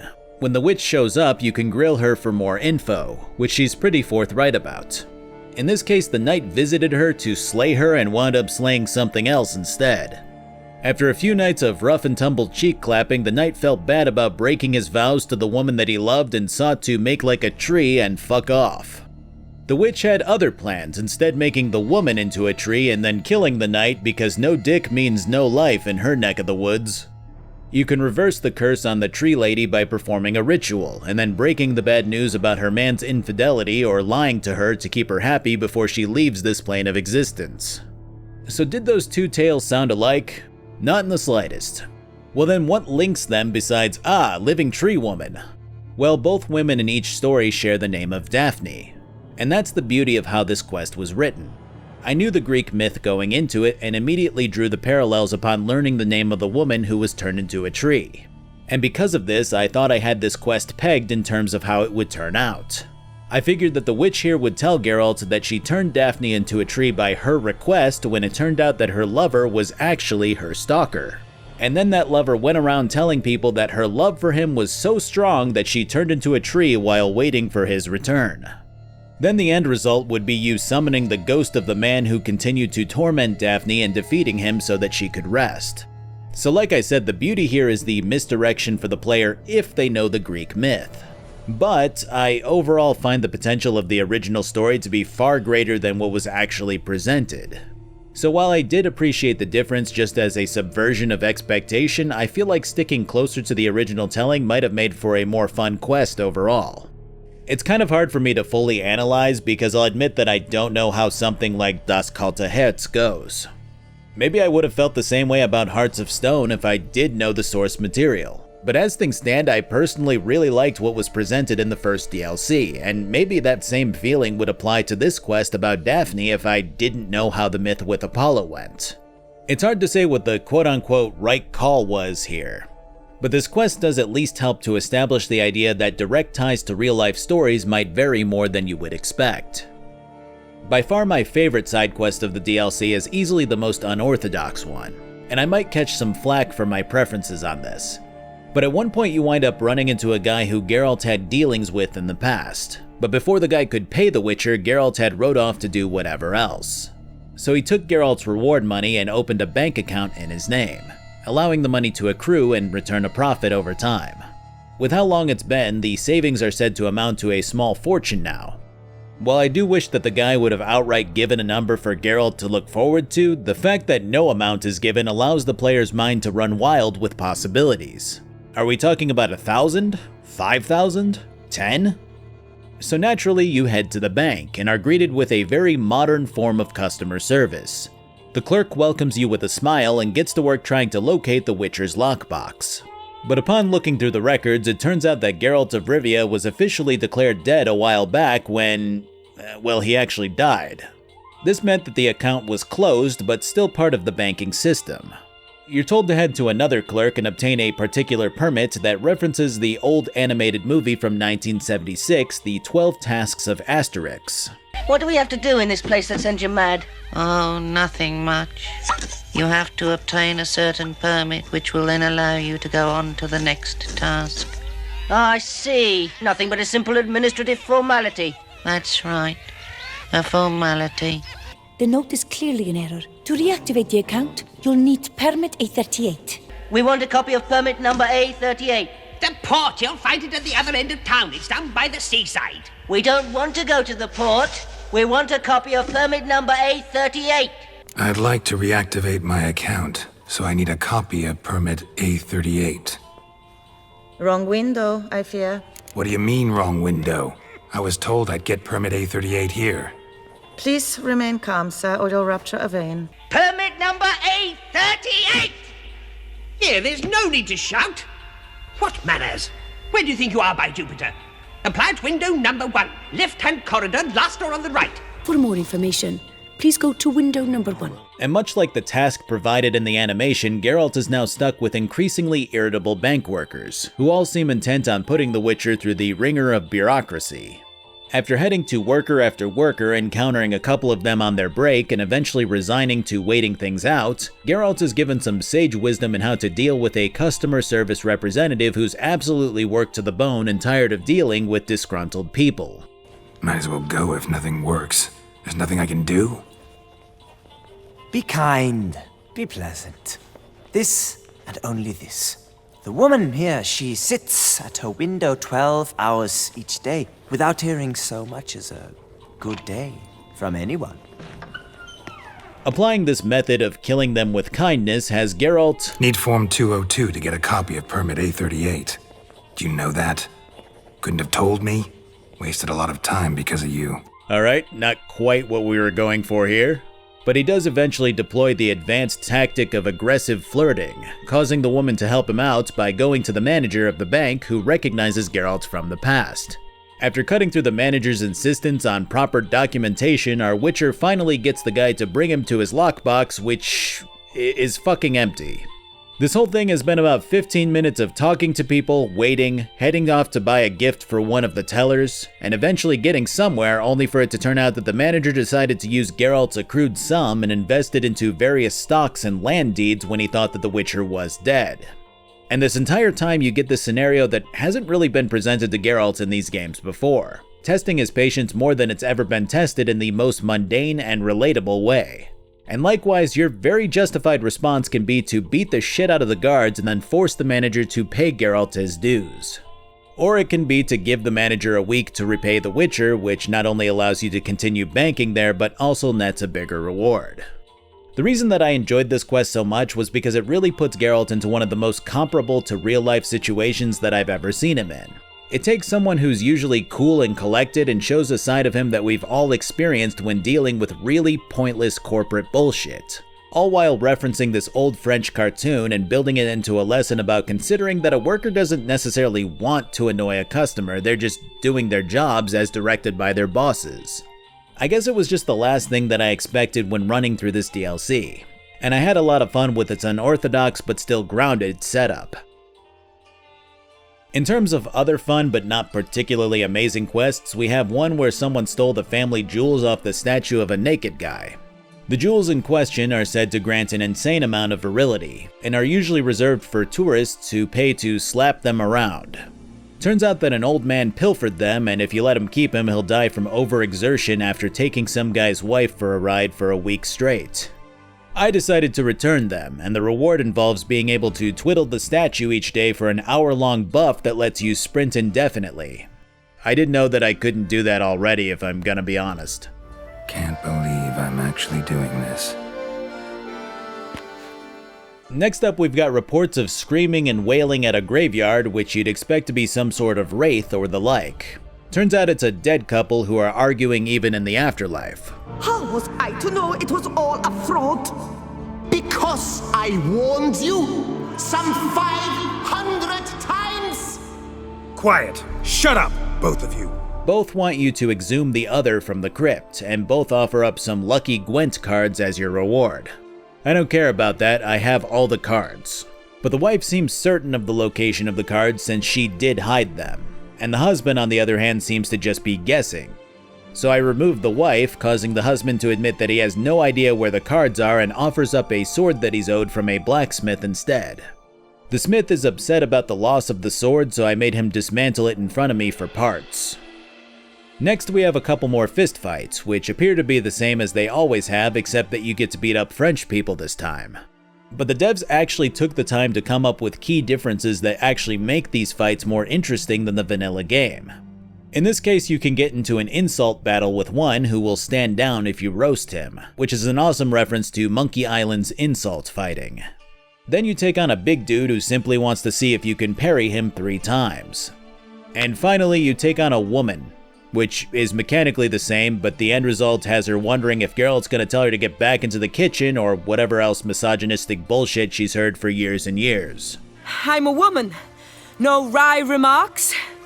What for? It's the 13th century. What the fistfights do here for the DLC is exactly what I wish the contracts did.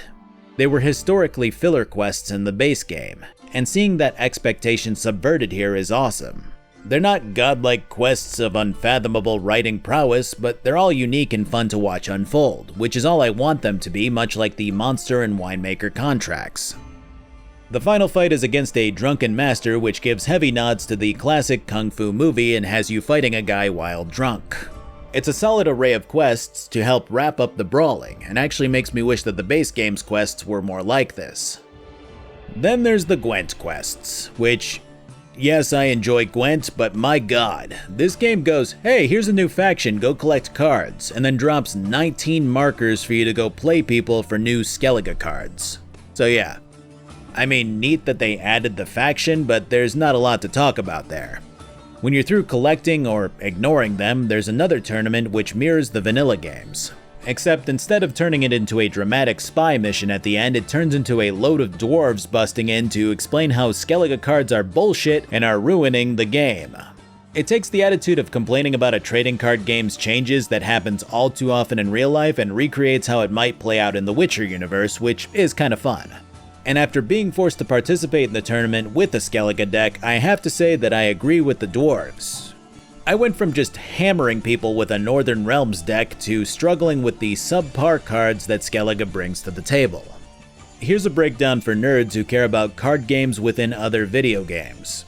Skellige cards go off the premise of creating bad weather effects, particularly rain and fog, and then thriving in them anyway. You can choose a leader who makes the weather effects lesser for you, which you can then build around by choosing the fog/rain card and then primarily using melee units.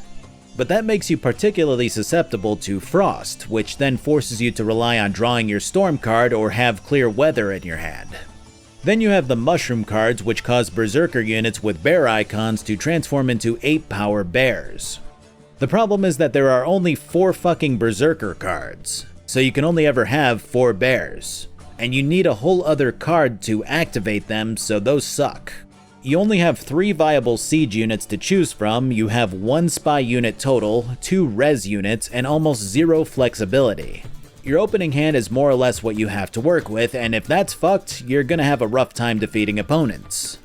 I don't know why I took all the time to explain all of this other than the fact that I just grinded for a specific faction only for it to be the Homelands of Gwent decks. Or I guess, Saviors of Kamigawa for a reference that isn't 3 decades old. Or Battle of Zendikar for a reference that isn't 2 decades old. Okay, look, just let me make my old person Magic the Gathering references in peace.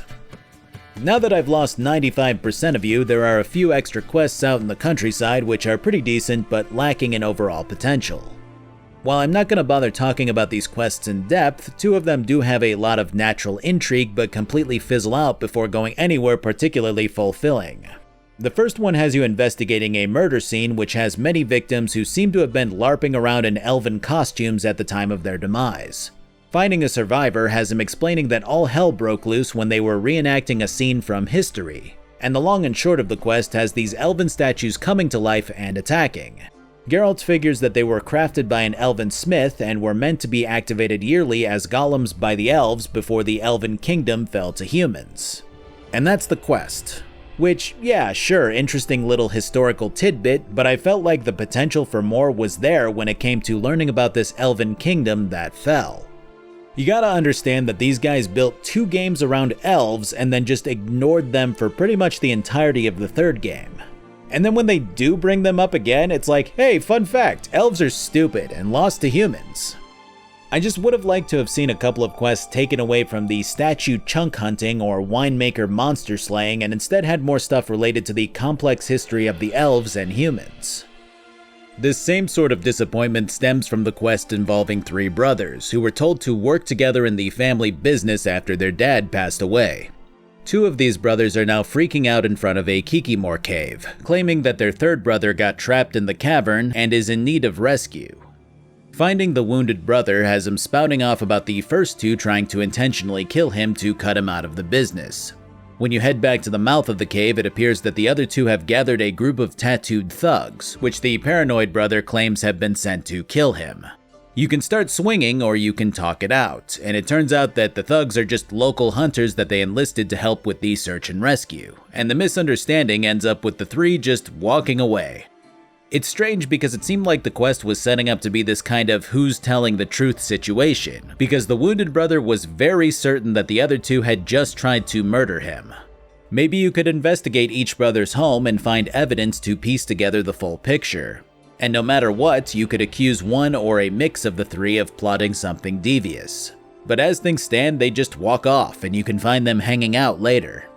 This could have been another time constraint thing, but the secondary intent to a lot of these side quests seemed to feed into another quest later on. Out on an island is a hermit who's watching over a sword buried in a lake. The water of the lake is enchanted to be walked on, and the old man imparts Geralt with the knowledge of a legend revolving around the sword. If Geralt proves that he has the 5 tenets of wisdom, valor, honor, generosity, and compassion, he can obtain the legendary sword for himself. And those virtues are proven through questing in Tucson, all of which we've already accomplished through acts like sparing the basilisk or seeing through the brothers' paranoia. It is a cool idea, one that combines references to Highlander and the first game's Lady of the Lake quest, but I do feel like a few quest outcomes were designed around obtaining this sword. and the overall writing quality of those quests dropped so that the writers could shoehorn in instances of compassion and the like. That said, the final reveal is fun, and has you fighting the hermit who turns out to be the Lady of the Lake. She imparts unto you Erendite, the sword you earned from her in the first game and lost at the beginning of the second game. It's an awesome full circle moment for those who have played through those games, but the inclusion of the Grandmaster set bonuses kind of stunts the entire sensation of feeling genuinely rewarded for proving your worth. It's a cool sword in its own right, but I can't bring myself to give up the bonus stats on the cat sword. After playing through the side quests of Blood and Wine, I can say that my overall feelings towards them are decidedly more mixed than the base game. There are definitely some very solid quests that combine everything that I love seeing from this game, such as the Umbra quest, the Bank quest, the fist fights, and the Mutagen lab. And of course there were some quests which were strong in some regards and flawed in others, like the Tale of Daphne, the overall idea behind the Wine Wars quest, and a few of the contracts. But these quests definitely tended to either drag on for way too long or have mundane objectives with outcomes that reflected that. I wouldn't say that I had a bad time, but I do feel like the majority of Blood and Wine's side questing stems from the exploration of the beautiful landscape that is Tucson, and assimilating with the culturally different people here. And that really isn't anything different enough to distinguish its side content from the base game's beautiful sights and fun characters. Hearts of Stone's much lesser amount of questing made for a lot more focused secondary objectives, and that shows when I fondly remember talking with the Ophiri merchants, discovering the cannibal village, and pondering the fate of the Order of the Flaming Rose. Honestly, I really don't envy the job of the quest designers here, because Blood and Wine was clearly meant to be the bigger DLC of the two, and Tucson does reflect that. But simply coming up with 10 or 15 well-rounded and fulfilling secondary quests would have made the region feel empty. So they had to blunderbuss a lot of filler into the area to make it feel like the purchase and size of the map was justified. I can't blame them for how everything turned out, but I really have had a hard time fully committing to the idea that this DLC has been worth it from the side content alone. Circling back to the main quest has Geralt and Milton dropping by an inn, where an absolute load of local history, customs, and mannerisms are dropped on us all at once. It's actually a pretty boring way to present a bunch of stuff that most people are likely to have no idea about, though I think even the writers realize that. A little tempted to ask a few questions, but it sounds like a long, complicated story, one involving lengthy digressions into local history and tradition. So, see you later, Milton, and good luck. As things wrap up, Geralt notes that his medallion was vibrating as a woman walked out of the tavern, which later turns out to be involved in Geralt's hunt for the beast. The woman is a fierce Bruxa, who transforms when Geralt corners her after she gets through gutting the local populace down at a place called Corvo Bianco. After putting her down, Geralt investigates the body, which she seems to have a keen interest in, one that most peculiarly has a vampiric-looking hand laying next to it. The hand still pulses with life, as if trying to regenerate. Our Witcher decides to take it with him, figuring that he can study it later. Dude clearly hasn't played Castlevania. You bring all those pieces together, boom, Dracula. So we go to meet with the Duchess Henrietta, who is currently occupied by a fight between a knight and a Shaelmar during the tournament set up here as part of a bigger annual festival. While the fight predictably goes awry and has Geralt and Milton stepping in, I do think this whole introduction to more of Tucson's customs does well to help the player understand the culture here a bit more. When Geralt puts the beast down and proceeds to grill Anna Henrietta on the idea that chaining up a monster is wrong and could have resulted in innocent deaths, she simply shrugs and states bluntly that it's tradition. And the more that you talk to her about these traditions and virtues, all of which seem to stem from the Lady of the Lake, the more that you start to get the sense that while Tucson seems to act like it's more upper crust and less barbaric, that uncivilized attitude lies just beneath the surface in the name of sport and knightly honor. Regardless, together with the Duchess's captain of the guard, Damien Latour, you piece together that all of the victims seem to be retired knights who lost one of the 5 knightly virtues in their old age. And as such, the beast seems to have an ulterior motive in slaying them, posing their bodies in ridiculous stances that depict their downfall from wisdom, honor, and generosity. Once these dots are connected, the group figures that Milton is the next to go, as he was part of a team with the other victims and has seemingly lost his sense of valor in his old age.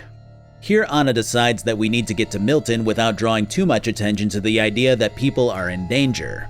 She does this by shredding off her dress, hopping on a random horse, and riding as fast as she can through the capital past a fuckload of her subjects. Because that won't draw attention. I get what the devs were going for here, and it's basically to portray the Duchess as a woman of action, one who isn't afraid to get her hands dirty and lead the charge. Which is a cool attribute to give her. It's just a bit odd when she just got through saying, "We gotta be very, very quiet," and then she blows by 50 peasants at Mach 10 while screaming out to Geralt. Anyways, finding Milton is going to be difficult because he's actually hiding from everyone else as part of the festivities. Likewise, we need a clue from a horn that's strapped to a horse, and a key from a fake golden fish that's somewhere in the nearby lake. So the horse runs off when you approach it, and the game directs you to search for a snack to lure it in. But I decided to try to axie the horse instead, which actually worked. I know that's weird to say because why wouldn't it work, right? But there's a lot of quests in this game where you don't have that many options beyond following the listed objective verbatim. And even more surprising was the fact that the other festival goers decide to confront Geralt upon seeing him calm the horse down with magic. I just thought it was a really nice touch and refreshing to see. So you grab the clue and then the key, pissing off nobles as you do. Meanwhile, Anna takes the final clue away from some participants in the festival, which oddly enough kind of defy her in the moment. I thought it was a bit strange that they didn't defer to her immediately when she requested that they give her the clue. But this might actually go to show how she treats her subjects regularly, and how a certain degree of friendliness might be causing them to not fear or respect her as much as the average ruler. But it's against the rules. I am the rules. See, that's what I'm talking about. Stop treating them like people, woman, they'll get the picture. When we crack the code, we track Milton to a nearby greenhouse, or rather Milton's corpse. Fortunately, the culprit is still looming large over him, and we pursue the vampire to a warehouse. The fight that ensues is actually fairly fun to watch, as the so-called beast slashes with his Wolverine claws and deflects Geralt's swings. After some back and forth, a third party interferes, taking a blow to the chest before warning off the beast. The two know each other and the beast flees after the man calls Geralt his friend. This is Regis, who's greeted with one of the warmest reactions that I've ever seen Geralt muster. This is where my interest immediately peaked, and how could it not? Not only is this clearly someone who Geralt cares about deeply, he seems to be a higher vampire, one with crazy regenerative properties. So when he claims that he revived from a puddle of goo, which is the last state that Geralt saw him in during the books, it only further leads to interest in his person. But the biggest kicker is the fact that this vampire that Geralt seems to trust immediately starts pleading with him to spare the beast. The identity of this other rogue higher vampire is revealed to be someone called Detloff, who encompasses a Gwent card that I've used in many monster decks. Regis claims that while Detloff is more animalistic and tribal than he is, he doesn't simply kill without reason. And that mirrors what Detloff told the Witcher when confronted, that he only had one more person that he wanted to kill, presumably someone who has shirked their compassion in accordance to the 5 Lady of the Lake virtues. Before we can get too much more intel, knights arrive at the warehouse, causing Regis to flee after telling Geralt where he can meet up with him. This whole setup is easily one of the best and most gripping starts to a questline in this game, and it gets that intrigue from something that made how interesting Hearts of Stone was to me. Throughout the vanilla game, most of your questing had you battling some form of evil, from organized thugs to monsters to the ladies of the wood to the wild hunt. All of them are bad guys in their own ways. And yes, of course, there were some moments where Geralt will encounter something or someone more neutral, but that usually hasn't been true of the main enemies. And in this case, we now have someone who Geralt seems to trust and admire, who is claiming that the enemy must have some kind of concrete reason for killing. He even explains that Detloff once slew a serial murderer simply because one of the killer's victims was a young boy who had once offered Detloff an apple. He claims that Detloff is the reason that Regis was able to regenerate despite being completely melted. It immediately reframes this entire expedition from slaying an evil vampire to at least trying to figure out his reasoning and maybe talk him down.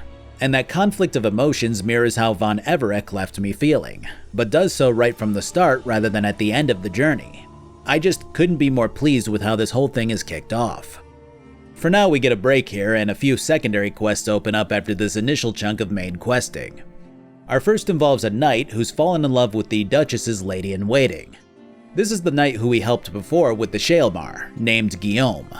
and he admits that he entered the tournament to gain a proper audience with the lady-in-waiting, Vivienne. The way that the knight describes her, she seems to be very elusive, locked inside the castle all day. At one point, he managed to bump into her and offered to escort her home. Things were going well until she screamed in such a loud and unnatural way that the guy thought she had to be cursed. I can only imagine the sound that she made based off of that description. So the plan now is to have Geralt enter the tournament in Guillaume's stead, gain the audience with Vivienne after winning, and then figure out why she just shrieked her head off. I like to imagine that she was being polite to this guy who she had no interest in, and this was her way of getting away from him. It's what we call an advanced tactic. Enlisting in the tournament has our Witcher going by the name Geralt of Rivia or Ravix of Forhorn. The latter is a nod to the books, an alias that he once formally used to keep his true purpose under wraps and not incite any panic when attending a royal birthday celebration. I know I've never been a book guy in these videos, but I have to say that the ties that the devs continue to display throughout these games, even in their final moments, is an impressive amount of dedication to the source material. Gotta wonder how many purists get pissed when they just bring back dead people like Regis though. Regardless, I chose Geralt of Rivia because that's who I know him as, but the option is a really nice touch for those familiar with the books. I do gotta say that I like the Ravix armor better though. The first contest is archery, which is easy as you'd expect. Upon your victory, Vivienne approaches with your crossbow prize, and your medallion hums, indicating that magic is afoot. She waves this away as a perfume that was mixed by a sorceress, but Geralt isn't convinced and reports back to Guillaume by concluding that she's definitely cursed. Checking out her tent has Geralt thinking that she could be a Bruxa, which would make sense given the string of vampirism subtly plaguing Toussaint. But before we can get any concrete evidence, we get tossed out by her maid and head to the next leg of the competition. This time we have horseback riding, which is about as janky as any other horse-related objective in this game. The idea is at least fresh, and I have to give some credit there, but the execution is lacking, as seems to be the pattern. This time you're solo racing a long course against a timer. To extend the time, you're to hit the heads of the straw dummies with your sword and shoot targets with your crossbow. The crossbow stuff works fine, but the hitbox of your sword on the dummy doesn't line up with the trajectory of your swing in the slightest. In a way, it kind of showcases the same issues that the combat had in The Witcher 2, where your sword doesn't actually connect with enemies when doing damage. Though this time, instead of being able to hit the target with the point or the weak edge of your blade, you have to get right on top of it and smack it with your strong end, practically touching it with your crossguard. It makes the whole ordeal look ridiculous, and even doubling back multiple times to practically pommel strike the dummies still had me beating the timer by a huge margin, making me think that this was the devs' way of evening out the challenge born from technical issues. Upon winning the next bout, Vivienne snidely comments about a white-haired man seen exiting her tent. Geralt just goes, it could have been anyone, to which she scowls at the Witcher, calling him childish. Weird how this observation became part of the dialogue in the game's final throes, seeing as there were a few missions throughout the game that involves Geralt's identity simply being hidden by a face mask like no one would be the wiser. So now it's time to follow Vivienne when she leaves the ensuing evening feast. Discovering only a small yellow bird, Geralt follows it while fighting through some patented enemy padding before stumbling upon the secret of Vivienne. She seems to transform at night into some kind of bird entity, almost akin to a harpy. From how she tells it, she was cursed when she was still in the womb, a byproduct of a malevolent entity which was angered by her parents' happiness. As she aged, the curse began to spread and strengthen, and she presumes that it'll eventually overtake her permanently. I like that Geralt talks himself up here when she claims that she simply thought that he was here to slay her. 'Cause the Duchess trusts me? 'Cause I'm a freak too? 'Cause cases like yours are my bread and butter? Take your pick. It's hardly anything new from our Witcher, but this confidence on display really continues to put you in the role of someone who can do anything in this universe. As such, Geralt offers two options, either deflecting the curse onto someone else, or to deflect it onto the egg of a golden oriole bird. With the former, Vivienne is adamantly opposed to hurting anyone else with her burden. But with the latter, her lifespan will probably only carry on for the length of a golden oriole's, 7 years. She seems excited about that one, seeing as she'll at least be able to live freely as herself with no worries. And that was what I was leaning towards. But with the potential result happening in 7 years, we'll hardly see what happens. Actually, if you do wait 7 years in-game time, you can see that she disappears from the game entirely, and that is kind of cool, but I wanted to see what the other route entailed instead. So I instead decided to indulge Guillaume with Vivienne's secret. I do have to say that we've come a long way from The Witcher 1's full frontal cards that are rewarded for bedding as many women as possible. And it's seen particularly when Vivienne uses the nearby waters to transform back into her human self. I immediately thought we were gonna get a round of fan service just because, but that philosophy of showing off women's bodies whenever the devs could seems to have completely gone out the window, instead leaving it for scenes of actual passion and emotion and of course the obligatory brothels. It's just something I noticed when the camera tastefully panned at the right moments here. I'm still not gonna fully show it just because of YouTube's erratic sense of frontier justice when it comes to this topic. So the finale of this quest starts out with Geralt filling in Guillaume. When the knight finds out, he insists that the curse be deflected onto himself, which becomes the new plan. You can choose to drop out of the tournament, but there's no real point to that, so the final bout is simply a 5-on-5 fight followed by a battle with the previous year's champion. Afterwards, we meet with Vivienne, who has decided once and for all that she wants to go with the egg route. Geralt insists that the egg route might not work, and she should try deflecting it instead, and that's when Guillaume jumps in to offer himself as the recipient. After some back and forth, Vivienne relents, and we head off to the reflecting pool where this curse originated. For some reason, the devs decided that there wasn't enough gameplay action at this point and decided to have Geralt kill a panther. Like, you kill it and then the next scene triggers. I really don't understand that. It has nothing to do with the ensuing cutscene. The end result has Guillaume and Vivienne joining hands, and the power of the reflecting pool seemingly undoes the curse entirely without Guillaume taking on any ill effects.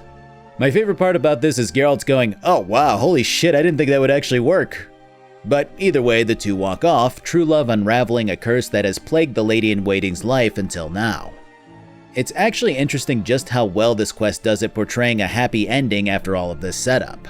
There are so many choices in this game where you can help in one way, but there's always some downside.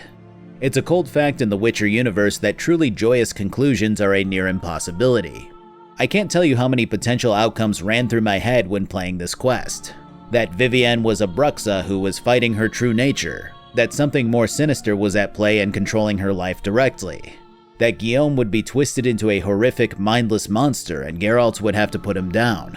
This quest is one of the very few happily ever after endings that we get, and it makes the experience all the more worthwhile.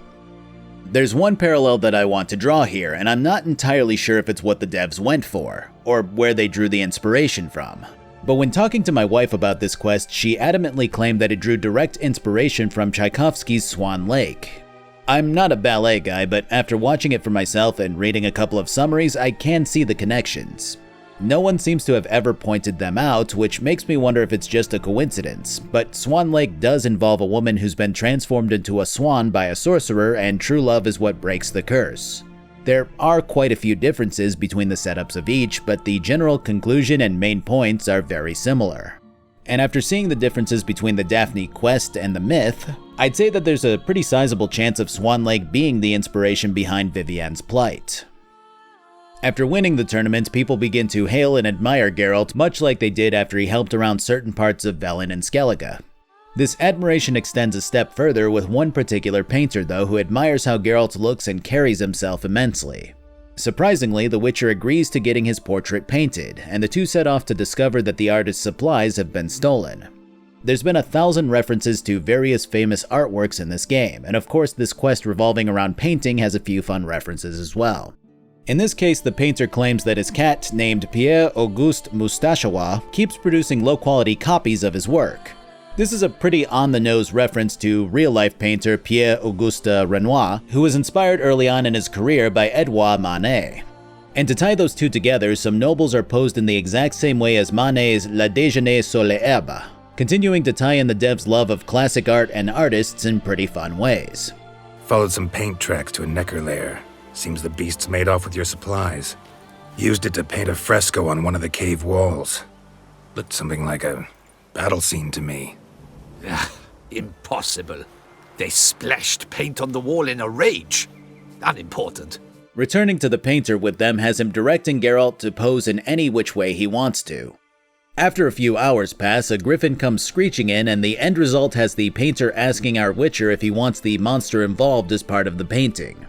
Regardless of what you choose, the end result is displayed the next day in the town square, and my god is it glorious. The next quest isn't something terribly noteworthy and wasn't quite my speed. It just has this bard leading you around while you investigate the case of a disappeared person. He continuously babbles and croons about the events as they happen, composing a ballad about the adventure so as to mimic his idol Dandelion. I get what they were going for, and it's a pretty good depiction of how someone like Geralt would react to an annoying bard like Dandelion if they weren't close friends. With Dandelion, Geralt would just tell him to shut the fuck up. But since he doesn't know this bard, Geralt endures his prattling, only interjecting with tepid responses when the bard gets out of hand. So yeah, I get it, I just don't like it. Our final side quest for now takes us back to Corvo Bianco, which has been granted outright to Geralt by Anna in a show of gratitude for the Witcher's help. It's the first time that Geralt has ever owned property, and it happens to be a grand vineyard with workers, fields, storehouses, barns, and so on. I know it's pretty common for adventure RPGs to give you some sort of home to call your own, to improve and customize, but there really is something special about seeing someone as worldly and nomadic as Geralt receive a property that he can then call home, that he can eventually take Yennefer to and settle down like they've talked about. And all of these little random knickknacks, trophies, and collectibles that I've accrued throughout my journey finally find a resting place in this cozy little corner of the world. I don't know, I've always enjoyed gaining a property in video games, but this one feels really special to me. As such, you immediately encounter your major domo, who gives you a tour of the grounds, showcasing the obnoxious AI pathing that we've become accustomed to while he speaks about the history of the vineyard and its buildings. If you give him some cash, you can begin the upgrading process, which starts with the main house, adding a whetstone and an armorer's bench, a furnished guest room, more weapon and armor racks, a nice roomy stable for Roach, and a fully stocked garden for herb growing. You can also discover an alchemy bench which allows you to break down the countless monster mutagens into colored ones, further helping your newfound abilities to flourish. It's just awesome, and the more excited Geralt gets to redecorate, the more I feel good about this whole endeavor. Been thinking about the outer walls. Maybe a fresh coat of paint or some patching. Thinking about buying a comfortable bed. Always wanted one. Could use another weapon rack. Got some interesting pieces I'd like to display. Starting to really like this place. Maybe we should keep going, refurbish some more. Starting to get into this whole renovating thing. There must be other things we can improve. After getting our house in order, it's time to meet with Regis again. While the old vampire claims that Detloff is nearly impossible to find if he doesn't want to be found, there are a couple of options that we have. The first is brewing a concoction that melds Detloff's living hand that we found with an exceedingly rare ingredient from various potential monsters. All three of them are said to be tough to find, but playing through the Vivienne quest had us running into a variant of one of them, which I found to be a bit strange. Not that the reveal of a monster type is going to be some big event, but when it's listed as an option, and I've literally seen the thing in another quest, it kinda takes the wind out of any potential mystery there. Speaking of mysteries, the other option beyond this concoction is something that Regis explains to Geralt with a hint of fear. His vague summary alludes to summoning a powerful being that can then materialize Detloff into existence wherever it wants to. But Regis explains that simply summoning that being puts everyone at risk of injury or death, including himself. I know it's just one of those devices used to build up the mystique of the story here, but there's something to be said about one of the options having Regis going, well, there is another option, but no, that's way too risky. Geez, we can't even think about that one. Well, that is not gonna happen. It's definitely going to happen. Dude just built it up like it's the drunk driving of quest options. Everyone says it won't happen, but those keys are just sitting there with their siren call. So we wait for Regis's crows to seek out the monster that we need, and we get another round of the vampire and witcher catching up. Whereas the tavern scene with the local Tucson customs was a knowledge dump that you can't do anything about, you can at least progress through this back and forth as soon as you no longer want to hear any more info from Regis. But this is precisely the kind of thing that I want to hear more about. So watching the two pass a bottle of wine and ask questions of one another is perfect. Well, sort of. You see, I did some background reading on old Regis here just so I had a better picture of who and what the higher vampire was to Geralt. And there's one thing that stood out to me. The vampire swore off anything that could lead him to drinking blood again, alcohol included. The old vampire had once learned the hard way and had pretty much lost everything due to his drinking problem, and made a pact not to drink again when he hit rock bottom. That makes the act of him not partaking in alcohol a pretty big cornerstone of his character, the fear of any mind-altering substance causing him to potentially relapse into drinking blood again. And yet, here he is, nonchalantly sharing a bottle with Geralt. It's weird because there's even a question about Regis's addiction, which he answers with a bit of scorn. So there's one of two possibilities going on here. The easiest one would be that the devs just simply fucked this up. That the two wanted to catch up, so what's a better way to do that than over a bottle? But that seems like such a stupid oversight, and the fact that Geralt brings up Regis's addiction in this conversation seems intentional when the devs seem to have paid so much heed to the source material in the past. So something had to have changed in Regis's core beliefs to have him drink after all of this time. And my guess is something that the old vampire describes when we meet him for the first time after all of these years, his reincarnation. In the books, he had been utterly liquefied, something that was nearly impossible for him to recover from on his own. Detloff was the one who decided to grant him mercy, using his own life force to help the puddle of Regis recuperate. This created what Regis calls a blood bond, a link so powerful that mere mortals can't possibly comprehend it.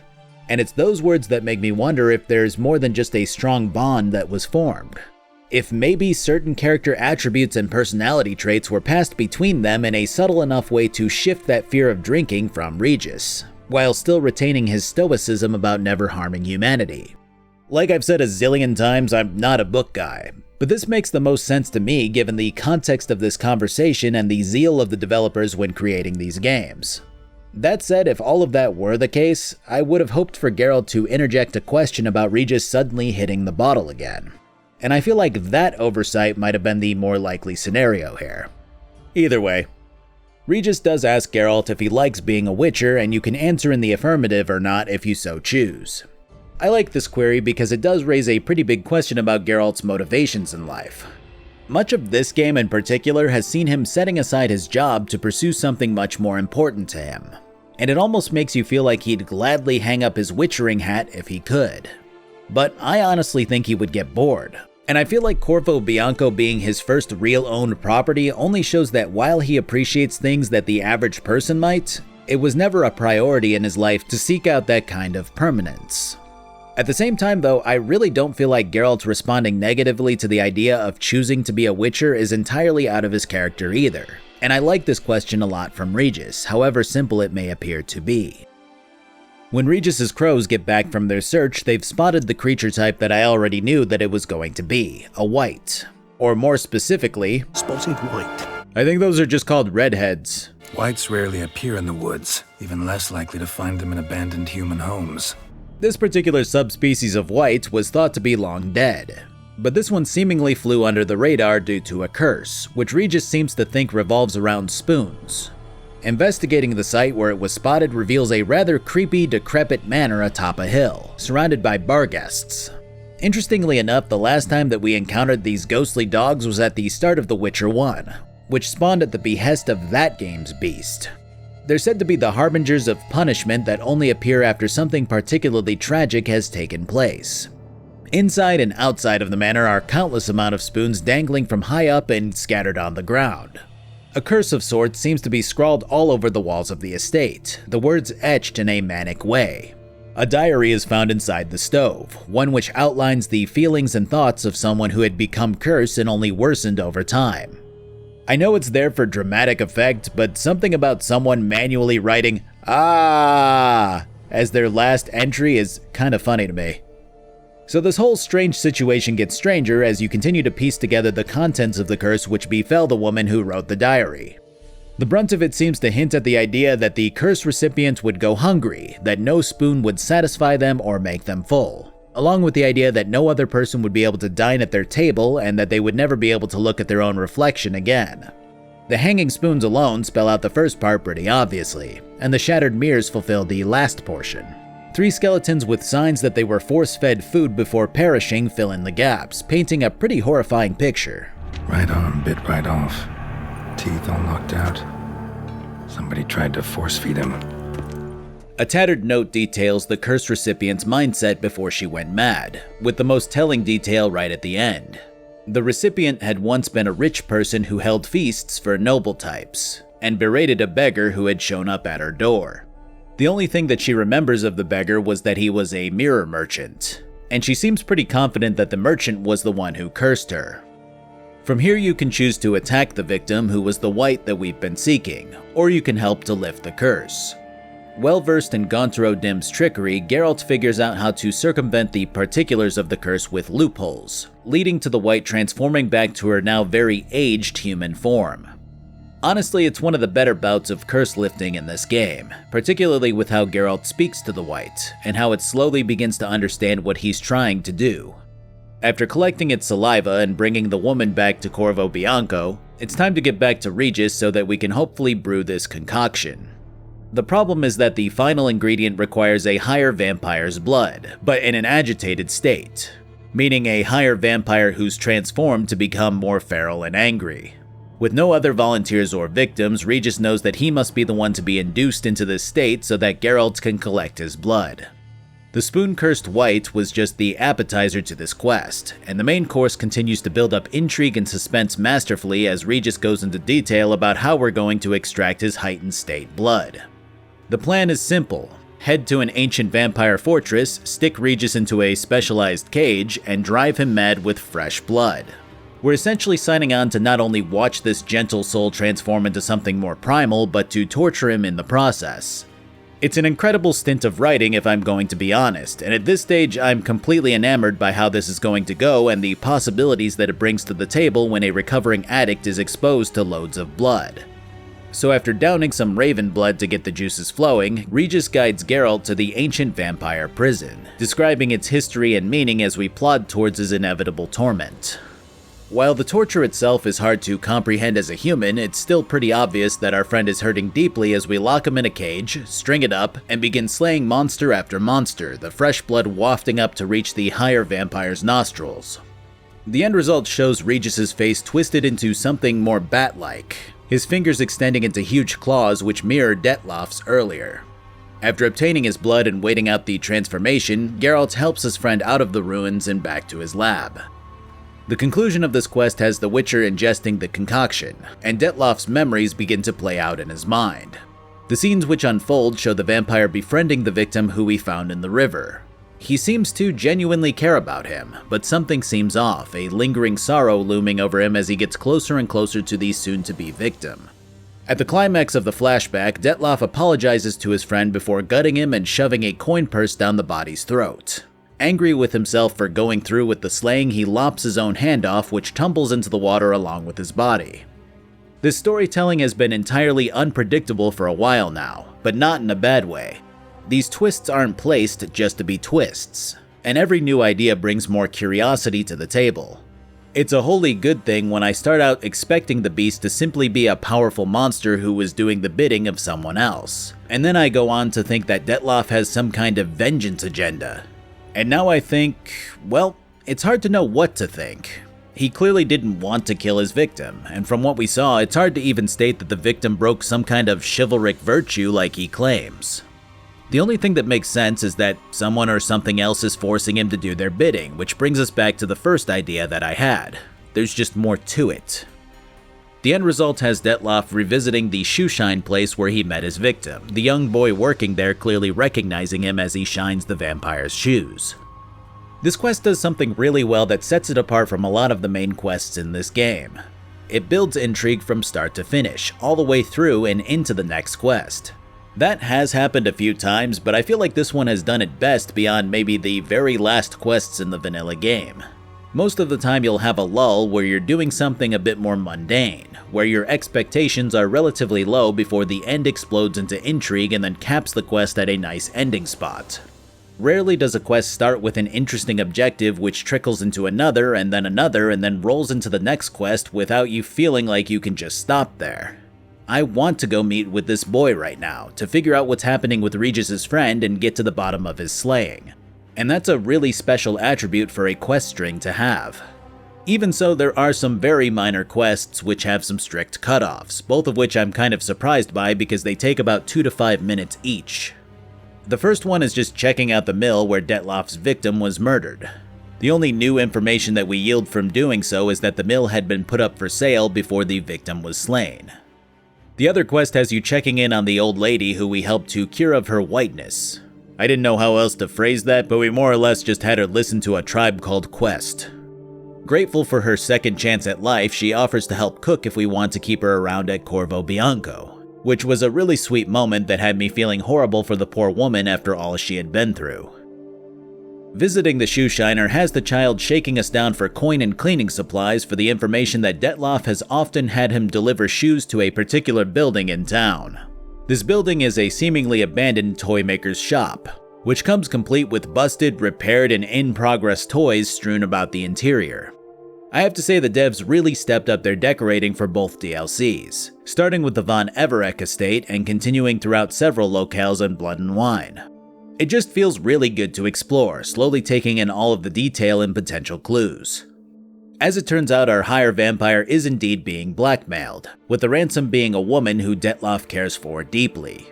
The way that Regis explains it, the two were once lovers, only breaking ties when she grew frightened of what Dettloff could become when angered. So she left him, marking the last time that Dettloff saw his love.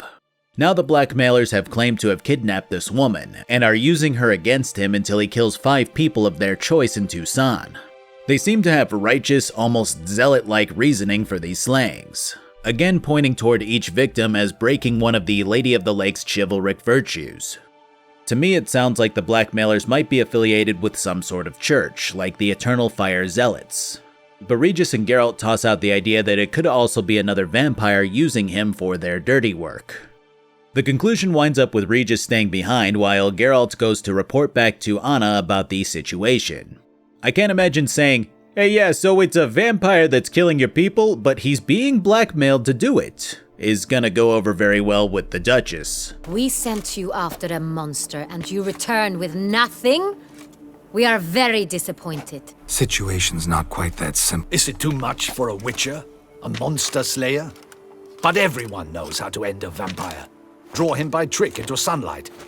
Or arm yourself with ample garlic and drive a stake through its heart. Silver sword's your best option. Excuses. Ha! Your Grace, I shall assemble a battue. Bring the matter to its end at once. Yeah.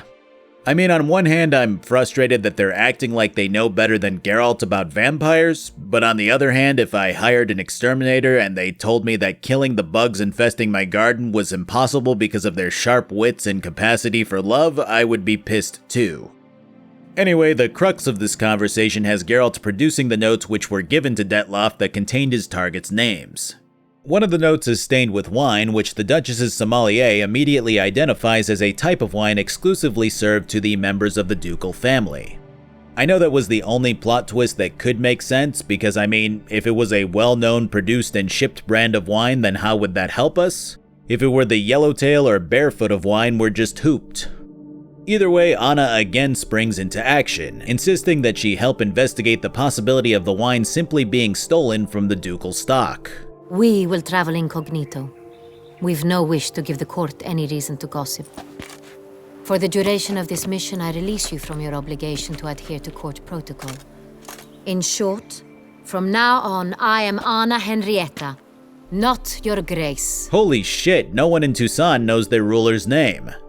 So we ride along, and again, for some fucking reason, CDPR is really adamant about there being some kind of encounter at all times during their quests. Like, it almost feels like they were commanded to put in some enemy or another.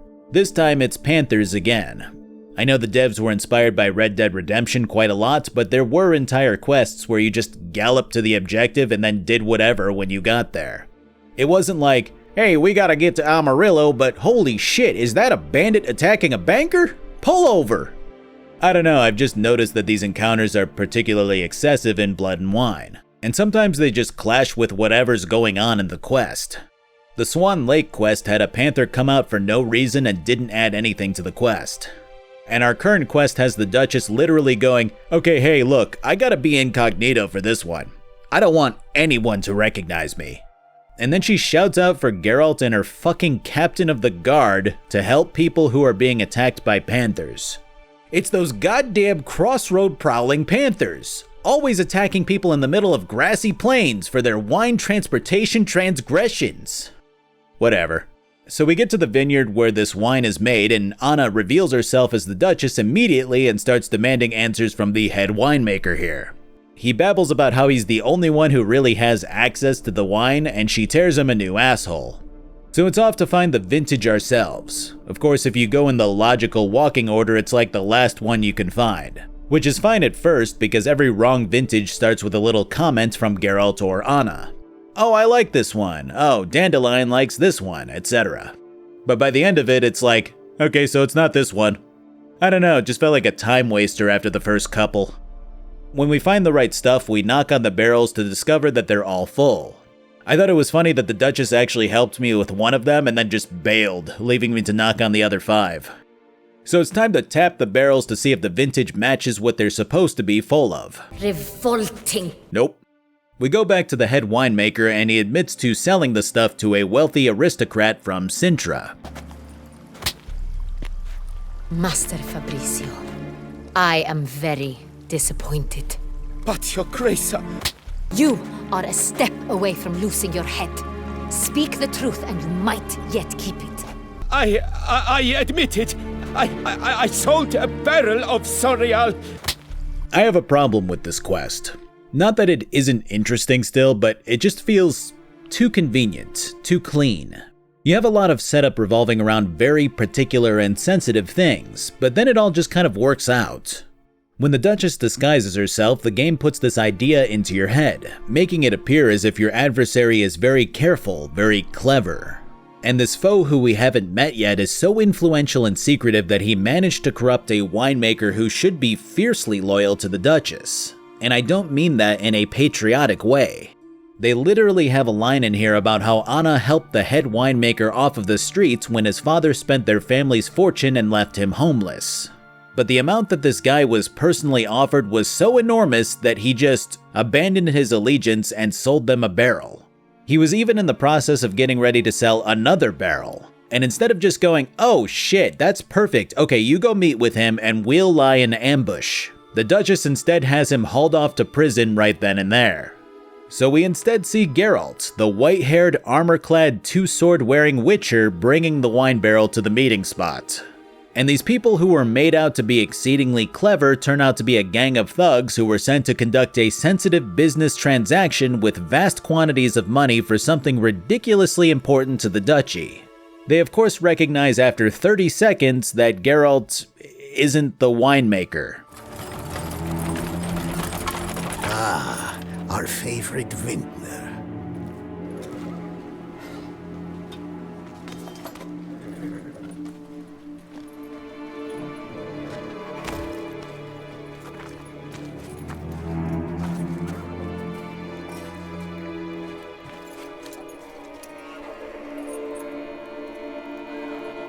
It's not him. Wow, close call. We almost got away with it for a moment. So we just start fucking swinging. We're not taking prisoners, there's no battle plan, but hey, the aftermath has Damien going, oh good, we took one alive! What if we just didn't do that? What if they all died? Did we have a backup plan? What if they saw that it was Geralt and not some elderly nobleman dressed in fine silks and decided to not show up? And to cap this all off, the captain who has despised Geralt for showing up and communicating so directly with his Duchess goes, you know what, Geralt? You're not so bad. We haven't done shit to actually apprehend the suspect here, we just killed bandits. Of course, the Duchess was here too, just kind of hanging out while the bandits are firing off crossbows left and right. Confronting the surviving thug is unfortunately just as bad of a conclusion to this whole ordeal, as he initially doesn't want to give us any information. Who sent you? His name is Dog. They say he plowed your mother. Your nun's lover. They call it... Wow, this guy is not afraid of death. Captain, have your men find me a strong rope. Kind that won't snap when we hang this fellow from a tree. Rope? If only we had some kind of mind control magic to get answers in situations like these. So yeah, we threaten him. He claims that only his boss, who he happened to maim in the battle, knew where these barrels were going. But we do eventually get who he was working for out of him, with his answer being a vague title, a man known as the Cintrian. This quest was opposite of the previous one that I gushed about, and I'm hoping that it's more of a hiccup. It probably will be, but it's hard to watch this big of a stumble when we could have just as easily gotten this amount of information out of Detloff. The end of this quest has us heading to a guard outpost with Anna. The dialogue kindly recaps what made this whole ordeal's logic so shitty. But this Sintrian appears to be no common bandit. He managed to steal ducal wine from under my guardsman's noses. We only learned of it through a fortunate coincidence. We really took the no charisma, no intelligence, all strength and luck build to get here, huh? When Damien comes in, he's done enough digging to figure out, well, a bunch of shit. The Sintrian is exceptionally good at covering his tracks, even hiring a beggar to lease out a warehouse where the last wine barrel was delivered. This guy is made out to be the most clever dude that we've ever had to deal with. But somehow we just keep coincidentally getting closer and closer to figuring out who he is. Like, my guy goes on about the beggar situation, and then just says, but then it turns out that a waitress spilled wine on a guy who had a Sintrian accent, and she recognized his date as a famous singer. Wow, how great for us. We'd have really been fucked without that happening, huh? I've been trying to figure out why this was written the way that it was. And I did. Need to be careful. Best go there, blend in with the crowd. Precisely what we shall do. We, Your Grace. Geralt and I. In that sort of company, the Witcher could use my help. The writers wanted to include Anna Henrietta as a pivotal character to this DLC. They wanted to show how she was willing to participate in this entire investigation, how she doesn't just simply sit in command, she leads and is willing to get her hands dirty. And this is what they came up with so that we can interact with her more. And you know what? That would have been a fine way to go about things if there had just been some more consequences. Maybe there's a point where you get to choose between Damien's idea of bum-rushing the bandits and Anna's idea of using the winemaker to lure them out and try to capture their leader. Then if you do the latter, we get this next quest where we're going to an upscale club and trying to find this singer lady. But if we do the former, the trail goes cold. We blew our cover and we can't progress anymore with the discovery of the Sintrian's identity. But hey, that's when we go back to Regis and Detloff and approach things from that angle. The questing path diverges and eventually meets back at a single point, lending some replayability to the DLC. Instead, this all feels like a wild ride where we happen to land nat 20 after nat 20 when it comes to discovering the next puzzle piece. Okay, another rousing round of man with white hair and cat eyes wears mask and blends in, now with added Duchess. Oriana, she owns this. Woman in the black dress, there on the balcony. Got her. Doesn't wear a mask? It would be pointless. All would know her anyway. Good thing the Duchess is more unrecognizable than that. I will say that there's no real point of disguising Geralt in particular, and it's more just because of how the party is structured and that we want to blend into it. The party itself has some activities that you can participate in, with the big one being tossing paintballs at a canvas. The rest seem more uninspired, but okay, I guess. I don't know, they nailed the party vibe a couple of times throughout the game, and maybe I'm just jaded at this point, but it does feel like we're just going through the motions with this event. When we get to where the Sintrian took the singer, a guard stands by to keep us out. Anna debates on what to do when the answer of removing her mask is obvious. But of course the guard is the one who recognizes her voice, and we use that to our advantage, slipping by him and into a murder scene.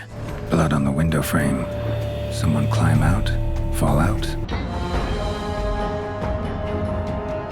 Now fortunately, this is where things finally start to get better again.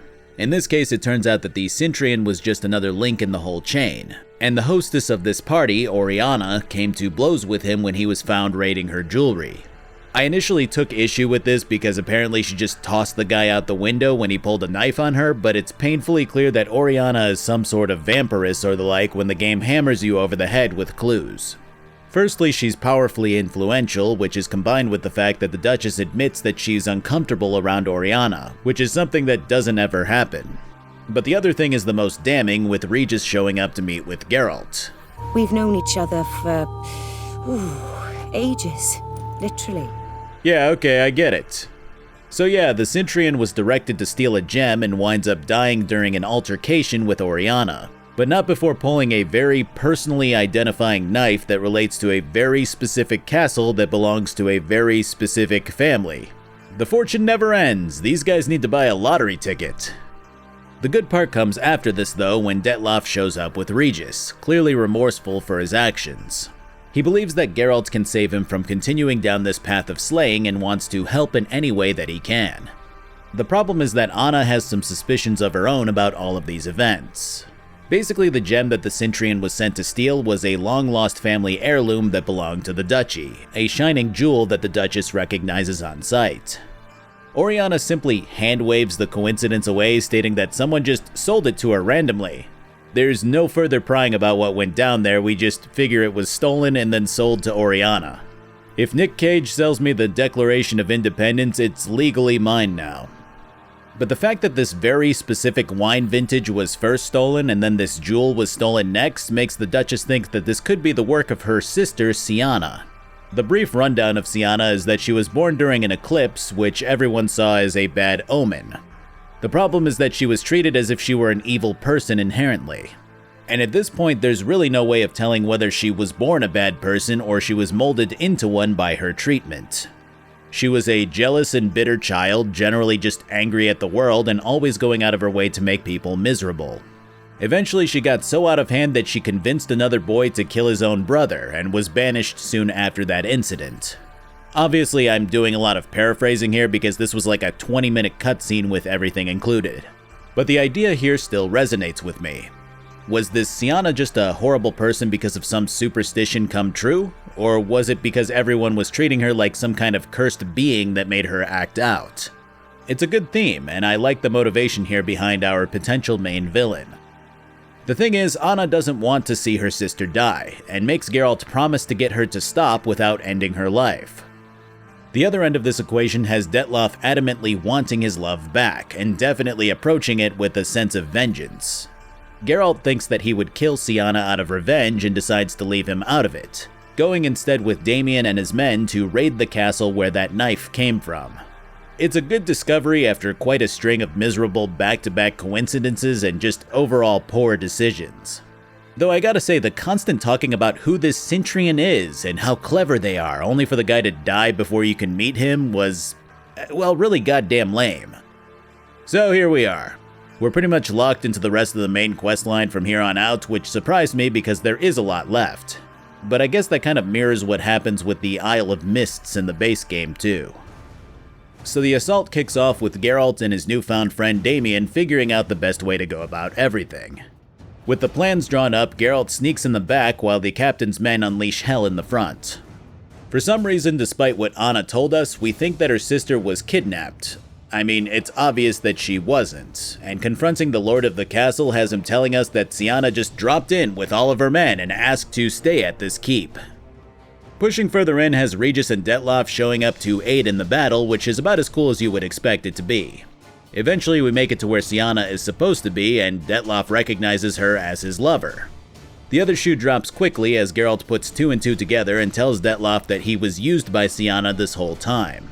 The vampire flies into a rage, picking up Sienna with one hand. Our Witcher goes to intervene, but Regis is like, whoa now, whoa, let him choke a bitch for a moment. After getting a light to medium choking sesh out of the way, Detloff demands that Sienna come to his abode within 3 days or he will destroy the entire city of Beauclair. It's kind of an extreme jump, but I guess we're just accepting that. Then Sienna goes, okay, yeah, I'll go meet with Detloff in a couple of days. And we just accept that one also.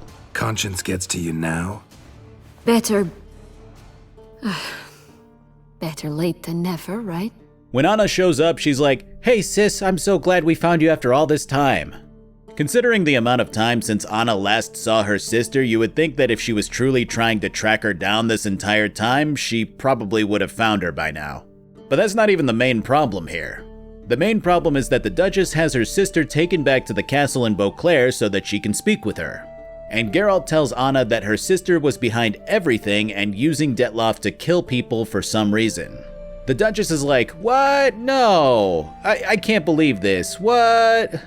Dude, you told us what she was like. That apparently hasn't changed at all. It'd be one thing if the Duchess had a blind spot for her sister, and when she was describing her to us, she said, "Oh, she's really sweet and innocent, she would never do anything crazy." But she was the one who described her faults, and that idea doesn't really work here because of that. Regis, on the other hand, is a good example of blind loyalty being the reason for his forgiveness of Dettlaff's actions. He'll tell Geralt that he's sure that the vampire is a good person, but then he'll also say shit like, well, you know, he probably would burn down the city if he was really angry. It makes sense for him to reply this way with their blood bond, and it only really makes Anna's blind spot to Syanna's true nature that much worse to witness. So 3 days pass, just like that. There's no discussions in the interim, no debates on what to do. Anna has lost her shit about this whole situation and has demanded that Geralt kill Dettlaff like she hired him to do. And obviously Dettlaff wants Syanna for reasons unknown, whether to talk to her or to hurt her in some way. We don't get to hear what both sides think or figure out the best way that we want to proceed. Shit just jumps ahead to the due date of Syanna's return to the vampire. Of course, it's not all bad. The writing does its best to sum up what's happened in the 3 days since the raid on the castle, with the Duchess putting her people in line and stating bluntly that Syanna wouldn't be returned to Dettlaff, and that she would be given a trial for the crimes that she's committed and the lives that she's inadvertently caused to end. I just feel like this whole thing could have been spread out a bit more. Maybe even had some talks that you needed to attend while pointing out what you've accomplished so far. Because at this stage, Anna has become unbearable with the way that she's been freaking out. She insults Geralt in quite a few ways, claims that she would have better luck sending her beagles out to hunt for Dettlaff, and then threatens to hang Geralt when he talks back to her in any sort of way. At times, I hunt foxes. Do you know how it works? The ducal huntsman releases the hounds. They catch the fox's scent, chase the animal down, and lead the Batu to it. All within an hour. You, Witcher, have had a week. The aid of my most excellent knights. Yet, you have tracked absolutely nothing down. I've begun to suspect my beagles might have done a better job. Allow me to point out certain subtle but essential differences between a higher vampire and a fox, or game in general. Honestly, it's a really good way to get the player to grow a strong disdain for the ruler of Toussaint. We've seen her good qualities firsthand, things that made her a strong ruler, even comparable to Foltest in her tenacity and insistence on getting involved. But when you take the time to do it all yourself and put on disguises and make scouting trips and all of the shit that we've seen Anna Henrietta do, then watching her revert to nothing more than your average spoiled ruler and not taking any sort of accountability for how poorly this has all gone only serves to take all of those good qualities and sour them. I know I've been a little harsh on these last couple of quests, but I do think this is a good quality to give Anna if there's going to be a stage where we can directly affect her fate and or take her side. Because we went from generally positive with how we view her through the quests that she's participated in to pretty mixed or even disgruntled with how she chooses to treat those who have been working their asses off to do her bidding. There will always be that idea in the back of your mind that we're only seeing Geralt's emotions, feelings, and actions, and this behavior from Anna, while unfair and harsh, is probably pretty justified overall. Well, shit goes downhill fast as Dettlaff makes good on his word and unleashes a horde of vampires onto the city. Appropriately dubbed the Night of the Longfangs, fucking classic Nazi reference, this quest is king in terms of letting all of this built-up tension loose in one giant battle that spans the city. Before delving too far into that though, Geralt meets with Regis once more, who convinces the Witcher to free Syanna and let her meet with Dettlaff. Regis, you mentioned there was a way to draw Dettlaff out, a way you've avoided resorting to so far because you thought it was too dangerous. Hey, there it is. So this other mystery option involves tracking down the vampire lord of this area, who has laid claim to the entire territory, and who all vampires must swear fealty to if they're to remain in his lands. Known simply as the Unseen Elder, this powerful vampire has the capability of demanding Dettlaff's presence and expecting him to obey without question. This does give you another option in terms of quest divergence, and involves you speaking with Oriana, who's... You know, she too is... Yeah, figured it out. So we have to decide between meeting with Damien and nabbing Syanna, or with Oriana, who we can attempt to use to get the attention of the Unseen Elder. We can kind of dip into both, but excitingly this will eventually become our first real decision of the DLC that broadly affects the ending. I started by accompanying Regis to meet with Damien, who's trying in vain to defend against the onslaught of lesser vampires. While it is partially satisfying to have the guard captain's arrogance curbed by the reality of a vampiric attack, you can also see the genuine emotion in his eyes as he realizes that his men are nothing but cannon fodder to even the weakest of vampire spawn. He'll eventually come around to imparting the information of Sienna's whereabouts, but I break here to meet with Oriana instead. While the vampiress seems unconcerned with the general population, she does own an orphanage just outside of town which has been attacked in the chaos. Arriving there brings you to a grim scene. The orphanage's residents cut down and missing beyond one boy, who's a mess of fear and paranoia. They did a fantastic job setting this one up, but CDPR has historically been amazing with creating scenarios that many games won't even tread near. In this case, the boy hid with his sister when the orphanage leader abandoned them, and when his sister started crying, he held his hand over her mouth to keep her from making noise. The sheer fear that the boy felt meant he didn't realize that he had restricted his sister's breathing, and he kept his hand there until she perished. I mean, Jesus fucking Christ. Oriana seems genuinely distraught over what's happened here, but it's exceedingly difficult to tell if that's because of a loss of product or a loss of children. She claims that she'll help you to summon her master if you track down the culprit who attacked this orphanage, leaving you to it while she calms the last remaining orphan. Well, hunting the Garcane doesn't take long, short enough for Geralt to walk back in on Oriana, draining the last remaining orphan's blood. Our Witcher springs into action but is stopped by the child in question, who seems fine despite her treatment of him moments earlier.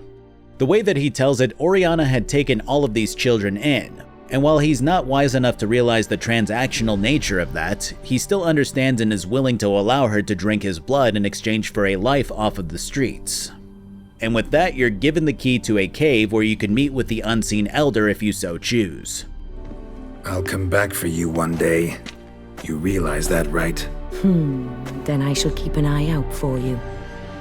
It's become obvious pretty quickly which is the quote-unquote good ending route and which is the bad. Regis has always been kind to Geralt, and the two consider each other to be great friends. So when he begs the Witcher to go after Sienna and bring her to Detloff in order to calm him, it looks positively philanthropic when put side by side with Oriana's cold demeanor and twisted master. And it makes sense, seeing as going to the Unseen Elder all but guarantees that we're out for blood, something that's mirrored in Geralt's demeanor when meeting with Regis after acquiring the cave key. Don't push it, Regis. Orphanage, Detloff's fault. City gutters are overflowing with blood, also his doing. And you're worried somebody might have hurt his feelings? Come on. But we'll start with Regis's approach before doubling back and going down the Elder route. When we arrive at the playroom which Sienna was supposedly locked away in, we instead discover a journal, which gives us more background on the sisters' upbringing as part of the duchy. Being born under the eclipse, or the curse of the Black Sun as the locals put it, there was always a watchful eye on Sienna. And yet this journal, which was written by the girl's tutor, depicts a pretty normal girl with some troublesome tendencies. She unfortunately had nightmares and would channel those into gruesome drawings of bloody people. But beyond that, she seemed pretty typical, and was still treated like some kind of leper by her parents. The more interesting part about the journal involves a court sorcerer, who would occasionally help the girls to visit an illusory world known as the Land of 1,000 Fables. This is where our fairy tales will finally come to the forefront, as we figure that Anna must have hidden her sister away in this illusory world until a final verdict about her innocence or guilt was determined. Entering it through a book reveals exactly the kind of world you'd imagine when I said Land of 1,000 Fables. Bright, vibrant colors, giant mushrooms, gnomes, Wolpertingers, a yellow brick road.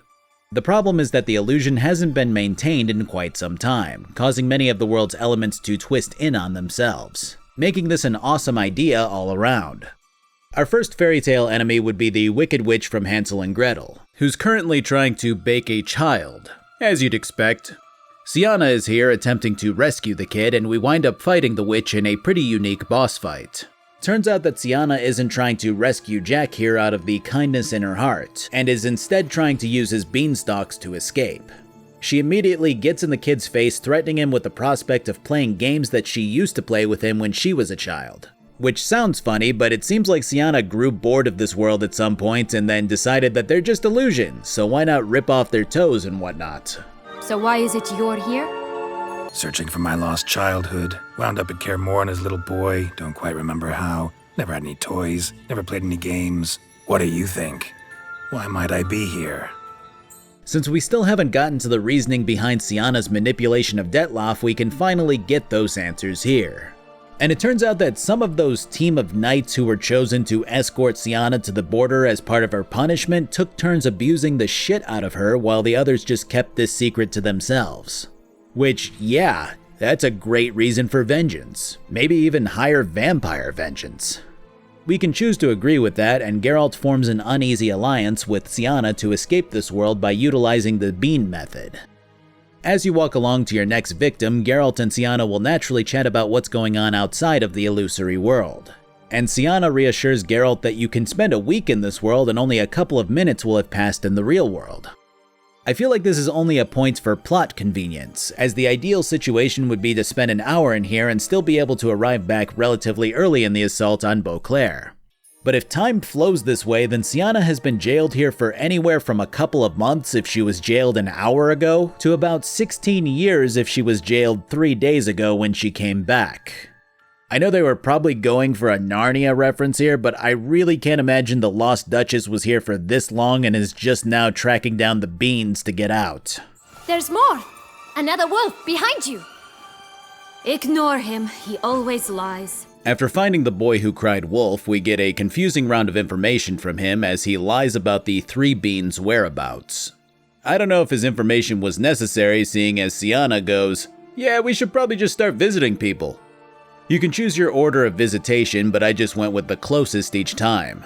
Oftentimes you'll run into a fairy tale character and the entire point is for you to go, "Oh yeah, I know this one." The devs will put a little twist on it because of the world's failing magic, but most of these are actually a lot less intricate than I'd hoped they'd be. For instance, you'll walk into the Three Bears' den and find them sleeping, but they killed Goldilocks. Syanna tells you that bitch had it coming. Then you go to the Big Bad Wolf, but he killed Red Riding Hood and the Hunter. He tells you those bitches had it coming. You get the point. Again, the boy who cried wolf's advice makes no difference, seeing as he tells you that a human didn't eat one of the beans, meaning that a non-human ate the bean. So it's either the bears or the Big Bad Wolf. But it becomes clear fast that it's the latter when the hungover wolf starts going on about having no obligation to play along since his fable's set pieces are both dead in the well. I see what the devs were going for, and if you take this whole thing at face value and just enjoy it for what it is, then it's a fun string of ideas that takes these tales and has you recreating them in more twisted ways. But when you think about the boy who cried wolf giving you hints, it feels like there should have been an alternative method of approach. Like just slicing up the hungover wolf as he lies on the ground and retrieving the bean that way. Of course, the only real way to go about this is nabbing the Red Hood off of the previous owner's corpse and playing as the Hunter while Syanna plays as Red. And when you do that, it leads to a boss fight anyway. I mean, it's not bad. I guess I just like options. After this, Syanna goes, "Man, everyone usually asks me shit about myself by now, so I'm just gonna ask you if you want to ask about me." One of the response options is, "You're just less interesting than you think," which is probably one of my favorite dialogue choices that I've seen. But yeah, fine, let's find out what happened.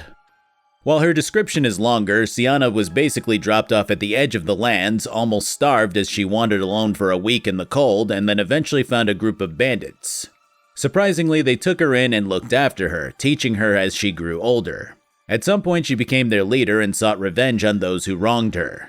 While she doesn't blame her sister for her banishment, she does blame Anna for never sending people to look for her, which honestly makes sense. I'm kind of Team Syanna at this stage, which again is a lot easier due to how Anna threw a bitch fit just before the vampires stormed the city. The next bean is located in Rapunzel's tower, or Longlocks as the game calls her. I wonder if there was some kind of copyright thing going on there, though you'd expect Rapunzel to be public domain by then. Maybe they were afraid of Disney's Tangled. Regardless, climbing the tower has you discovering that she's used her hair to hang herself. I don't know if this bitch had it coming.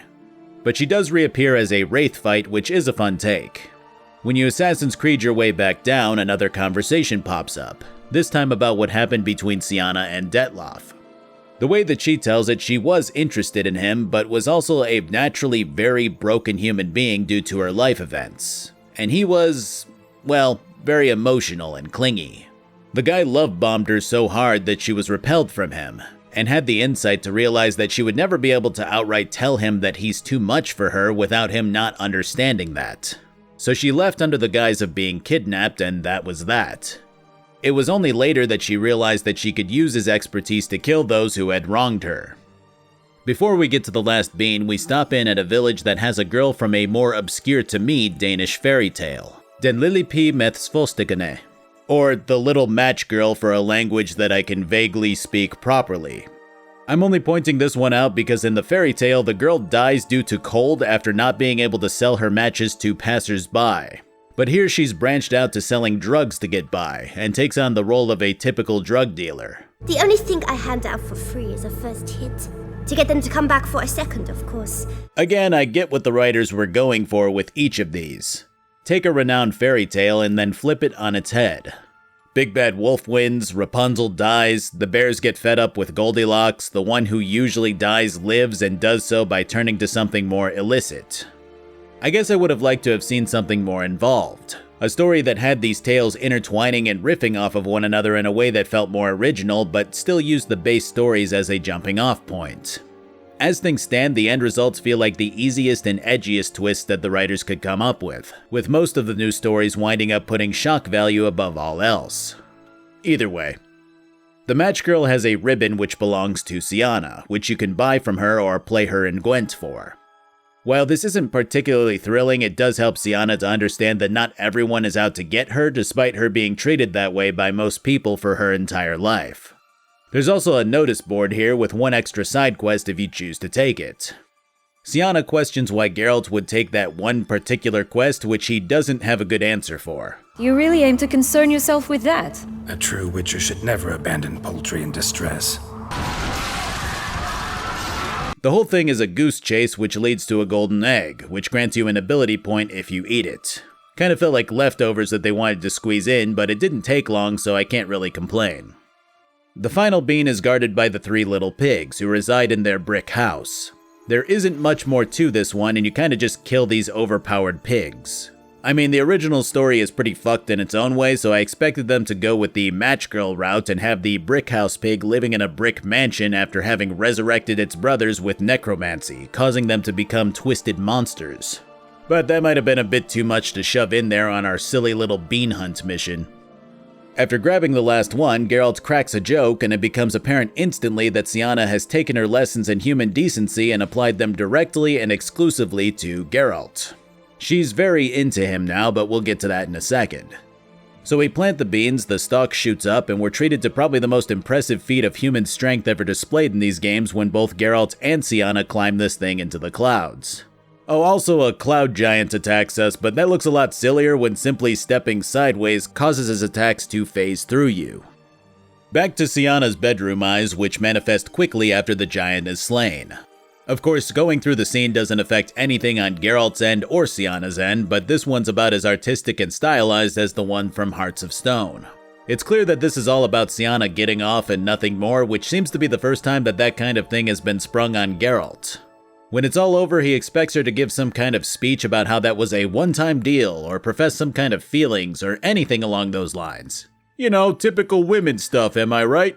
Oh my. No woman's ever treated you this way. Not that I recall, no. Honestly, it's kind of a fun twist on the usual Geralt scenes that we tend to get post-cheek clapping, and it definitely makes me appreciate Sienna even more as a character. Before leaving, you can follow a will-o'-the-wisp down to a cave with a bonfire, which plays out an animation of Geralt kneeling as he lights it, the devs paying a proper tribute to the series that influenced so much of The Witcher 3's combat. Jumping down the well to leave has us arriving back in Beauclair, with Regis waiting for our return after he read a diary indicating the portal's exit location. Again, even if we spent 12 hours in the Land of 1,000 Fables, about 21 seconds would have passed in the real world. But hey, Regis moves fast with his vampiric speed, so I guess it could work. And it honestly just continues to make a point that I might as well be intentionally missing at this stage. This entire last leg of the DLC has been sheer spectacle with nothing more to it. And that's all it was ever meant to be, which is a far cry from how Hearts of Stone took its source material and created something entirely new. This really is the downside to taking a harder look at games, and it's only further bolstered by how well the last DLC shared the writer's vision. Because if you just go through the land of 1,000 fables and enjoy the sights, references, and retellings of classic tales, then you're gonna have a fun time with its surface-level thoughts. I always bring up Dragon Ball Z as my frame of reference because the logic of the late Toriyama's works always amounts to, well, what would be the most fun thing that could happen here? And you'll have a lot of twists that aren't masterfully crafted works of literary art and instead revolve completely around the spectacle of, how cool would this shit be? So at face value, this last part of the game was fine, even enjoyable. But I guess it just didn't hit the same way for me because I was approaching with the mindset that I was when I was analyzing stuff like the Bloody Baron's complex and human relationships with his family, or everything Von Everett did in the name of love. And that type of writing was what really elevated The Witcher 3 as a whole for me. The fairy tale aspect of Blood and Wine didn't make anywhere near the same sort of impact. And while I respect the entertainment value that it brings to the table, I have a hard time forgiving its flaws when I've seen the writers come up with much more creatively rich storytelling. The finale of this whole ordeal relies entirely on that spectacle that's been built up, as the writers decided to charge full steam ahead with the emotional damage that was dealt to Detloff as a result of Syanna's use and discarding of him. When he meets with the trio at the ruins of the vampire prison, he instantly confronts his ex-lover by trying to gut her on the spot. This is where that ribbon that we retrieved comes into play, its magic causing Syanna to be instantly transported back to the illusory world. Enraged, Detloff flies into a frenzy, and the scene that plays out is nothing short of a feast for the eyes as Regis finally gives up on his blood-bonded friend, attacking the higher vampire without pause. As the two go at it, Detloff wins out, and it falls to Geralt to take out the raging monster once and for all. This fight is everything that it needed to be, and I'm honestly impressed. Because the writers took so much time to spell out just how terrifyingly immortal and powerful a higher vampire is. And initially the fight starts out tame, mirroring your first encounter with Detloff. That's when he transforms and you get the sensation of, oh, so this is what higher vampires are all about. The fight is respectfully tough, and dodging is a lot harder to pull off. Even that isn't the end though, as Detloff's ultimate form has him taking on an almost xenomorphic flavor, with pods of his essence fueling his bloody incarnations, wrapped in a Geiger-esque depiction of horrific imagery. It's the best fight that this game has to offer by far, and it instantly cleansed my mind of criticism for its duration. The ending has Regis stepping in to put his friend down once and for all, a decision that he's hardened his emotions for. When it's done, the game flashes forward to a point where Geralt is getting fitted for a suit to attend a grand ceremony partially in the Witcher's honor, his job complete and the Duchess's faith restored in his abilities. This is where things take a strange at first turn, as Regis begins to question who the fifth victim would have been had Detloff been sent after them. To be fair, I had thought that it would simply be another knight, maybe even the likes of Damien, but following this trail is a bit of an ordeal, and the length of time divested into figuring out this would-be fifth victim kind of muddles the sensation of victory after slaying Detloff. Still, the reveal again plays into the visceral feelings that this DLC has been running with for a while now, as the final would-be victim happens to be the Duchess herself. This perfectly takes those background feelings about Anna and her attitude and brings them to the foreground of the player's mind. The dialogue here steers towards Syanna being a cunning, ruthless, and even evil individual who used someone who was emotionally weak but physically strong to kill everyone who had ever wronged her in a relatively masterfully executed plan. In fact, the only place where the plan erred was when she also went after the family gem and the wine. The proxies that Syanna utilized were solid, and nearly all of them connected to only this Cintrian person. It was a great attempt at seizing back a life that she felt was hers, and yet despite the dialogue going on about her being evil from Regis's perspective, spending that time with her was essential in building up a player's warmth towards her. She very well could just be a horribly manipulative person who takes what she wants, her romance Aftermath being a prime example of that. But Syanna might also be somewhat in the right when you take into perspective just how horribly she was treated by those who are meant to look out for and protect her. The genius in how all of this was written is that the writers haven't outright defined her in a clear-cut way. Is she someone who's of sound mind and is simply taking what she was denied her whole life? Or is she someone who can truly be defined as evil due to the way she approached her vengeance? Had she had a long exposition involving how bad she felt for innocents that she inadvertently killed with her plan, it would be a lot more clear. If she had cackled heartlessly about how she used Detloff, then the same would be true. But Syanna showed just enough emotion for you to go, well, hey, maybe she's not that bad. She claims she felt the need to meet with Detloff to right the wrong in their relationship and how she treated him. But is that really the case, or was she just looking to wrap him around her finger again so that the would-be Duchess could finish her plan at any cost? The answer is just ambiguous enough, especially when she instantly tries to put her hand softly on him when he gets close to her.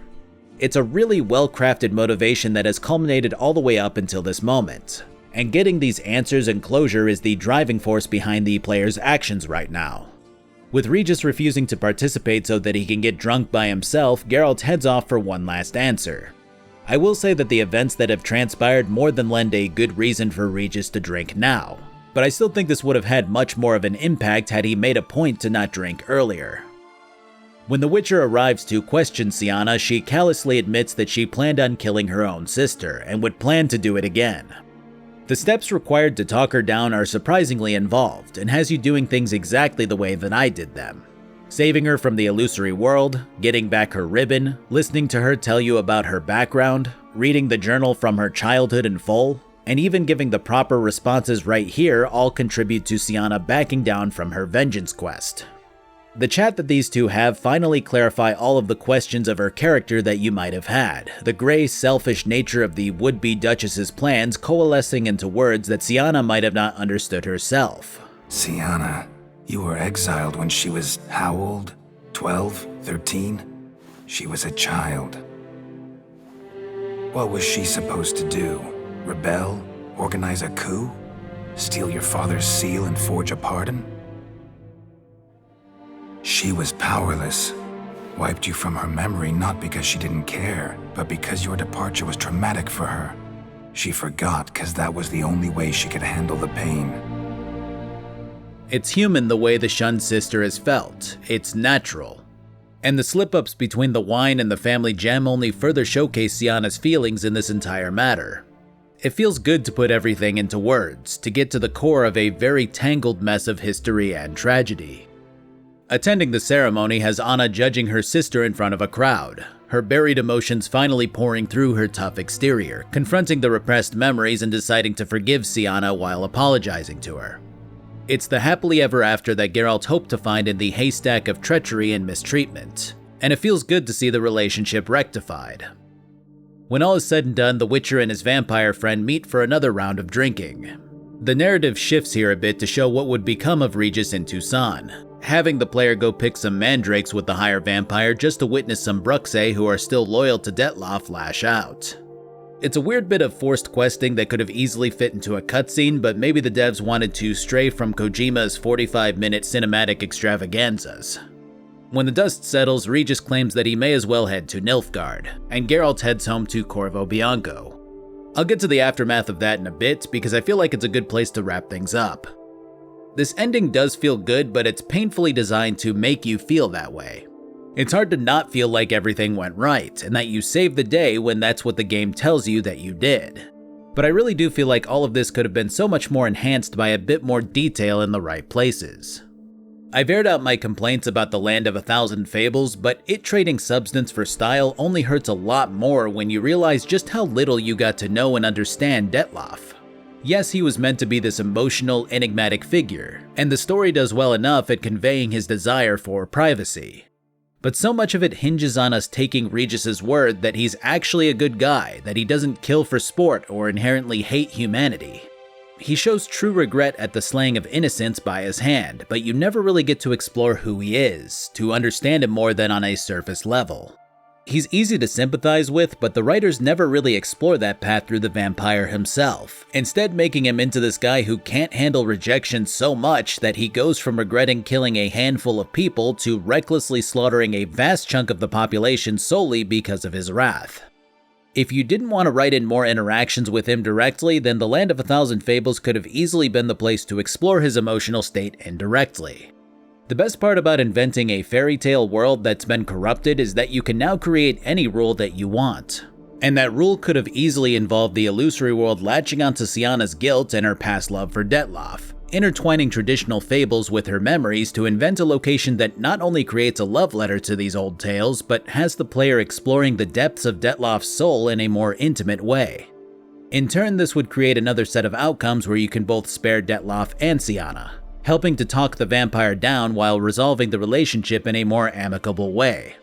A lot of this story went downhill and fell flat when it became apparent that the writers were intent on only creating the outcomes that they had in mind. So much so that they began to rely on convenience to a degree that made key players seem downright reckless with their neglect to pay attention to pretty obvious details.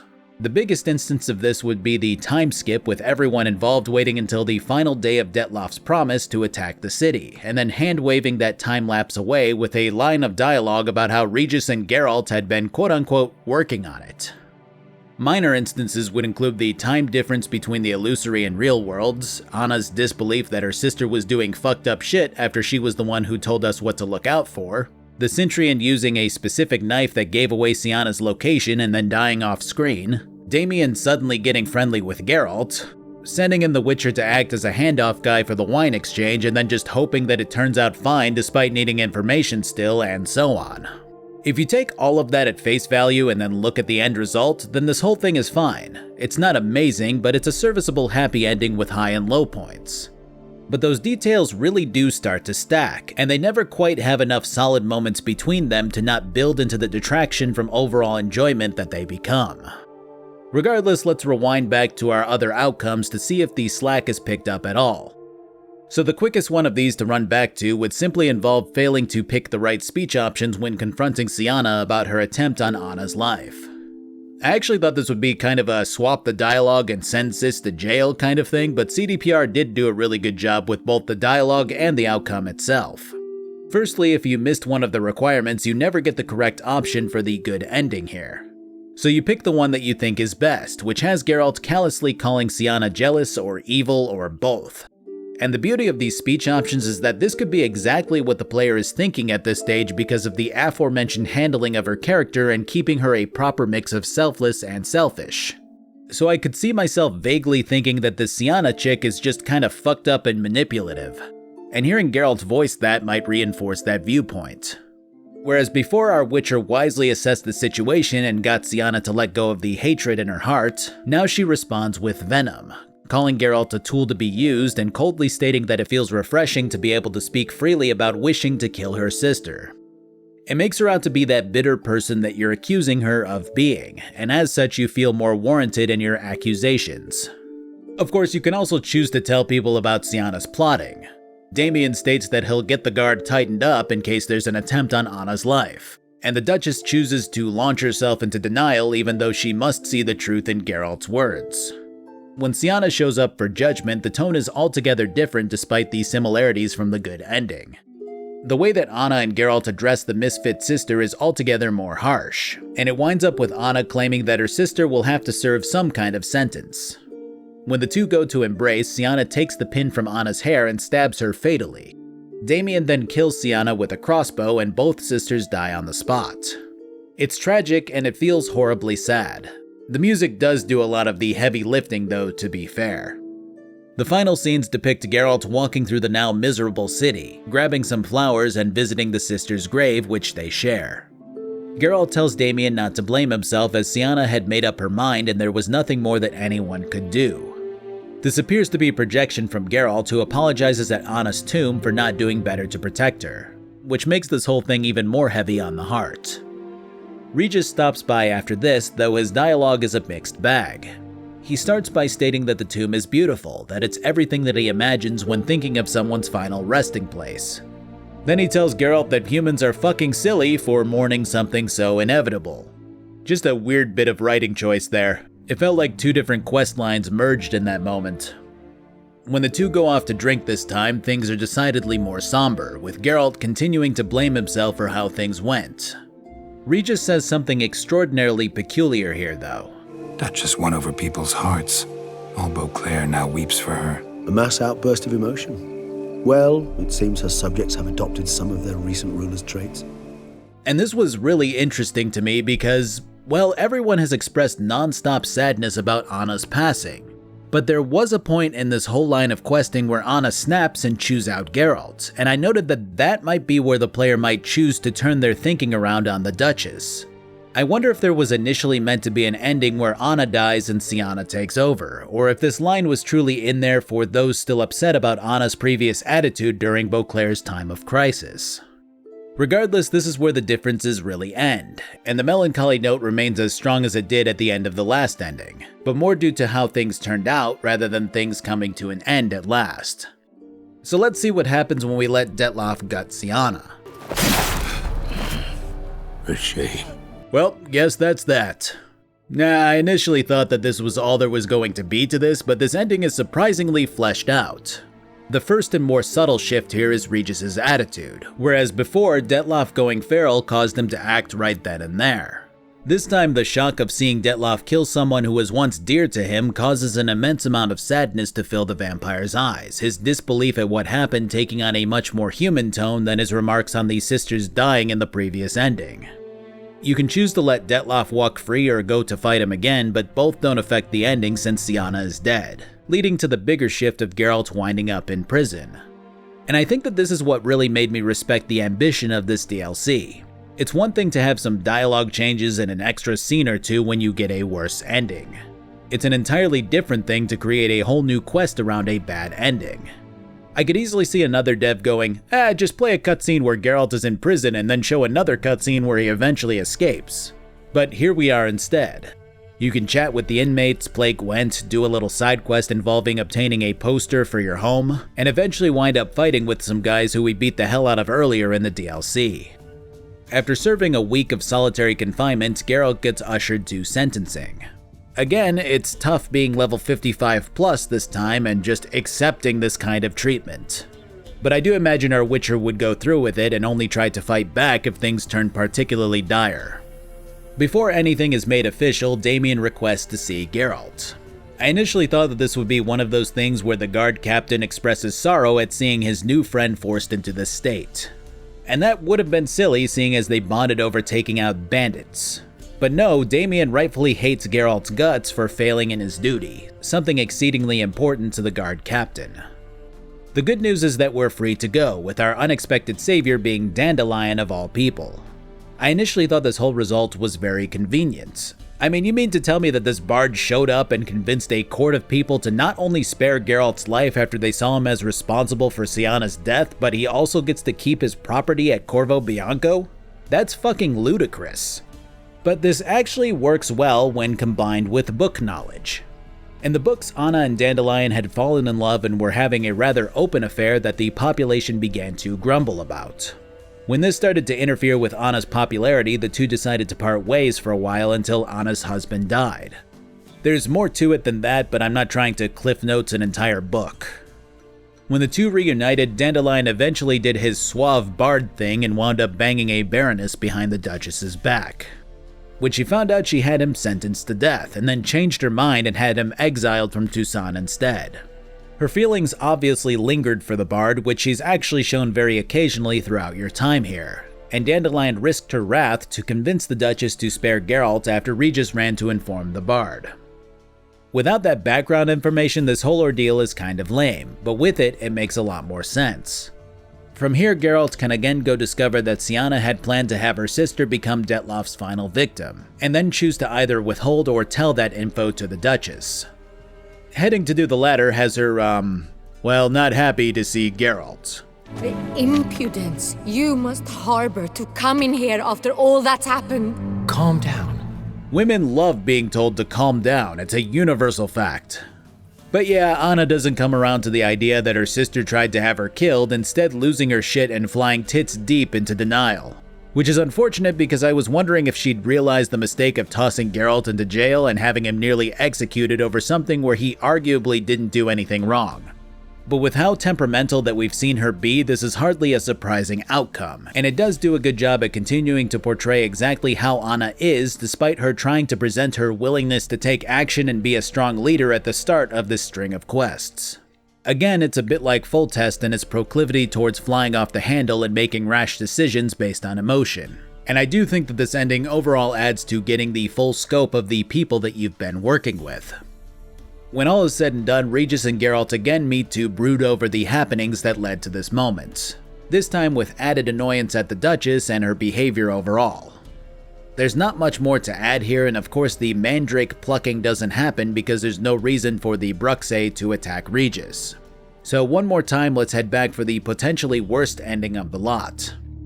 Heading off to meet with the Unseen Elder has Regis attempting to elaborate on just what it is that makes the Elder so temperamental towards other vampires. The way it's explained is that this land is hostile towards the vampiric race, and that Unseen Elders tend to just want to keep to themselves and hide away as their namesake suggests. Higher and lesser vampires make that a lot harder, and drawing attention to an Unseen Elder only pisses them off. It's interesting to think about. To humans, vampires are monstrous, blood-sucking killers, and we've now seen firsthand what a higher one is capable of via a different ending.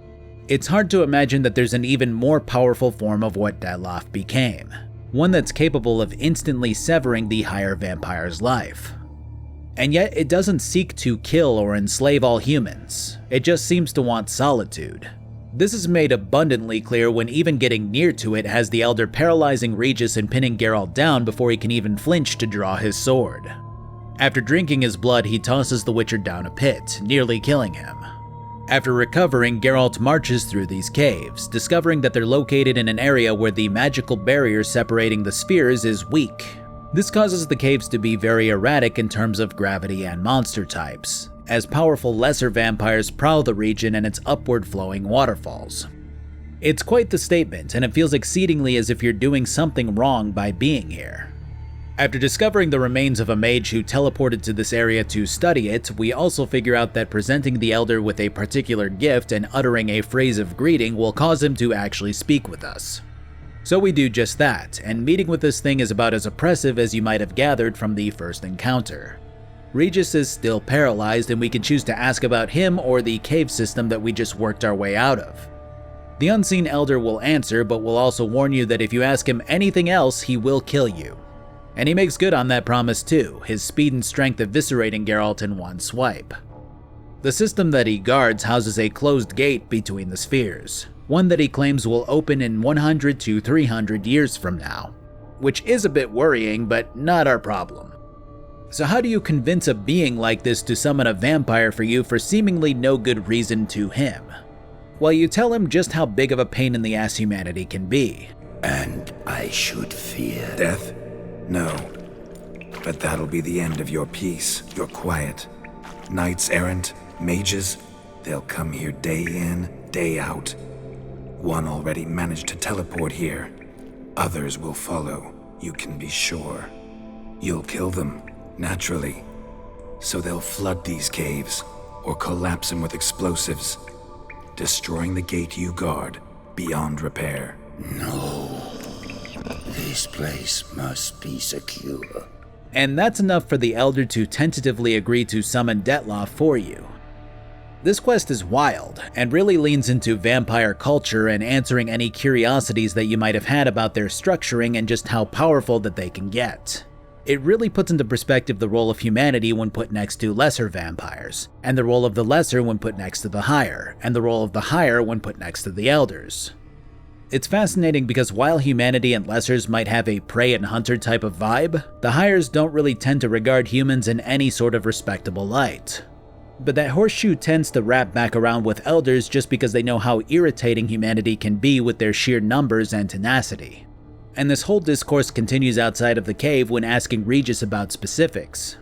Geralt's friend starts by showing a whole new respect for the Witcher and a genuine curiosity about why he would ever put himself in this much harm's way for a contract.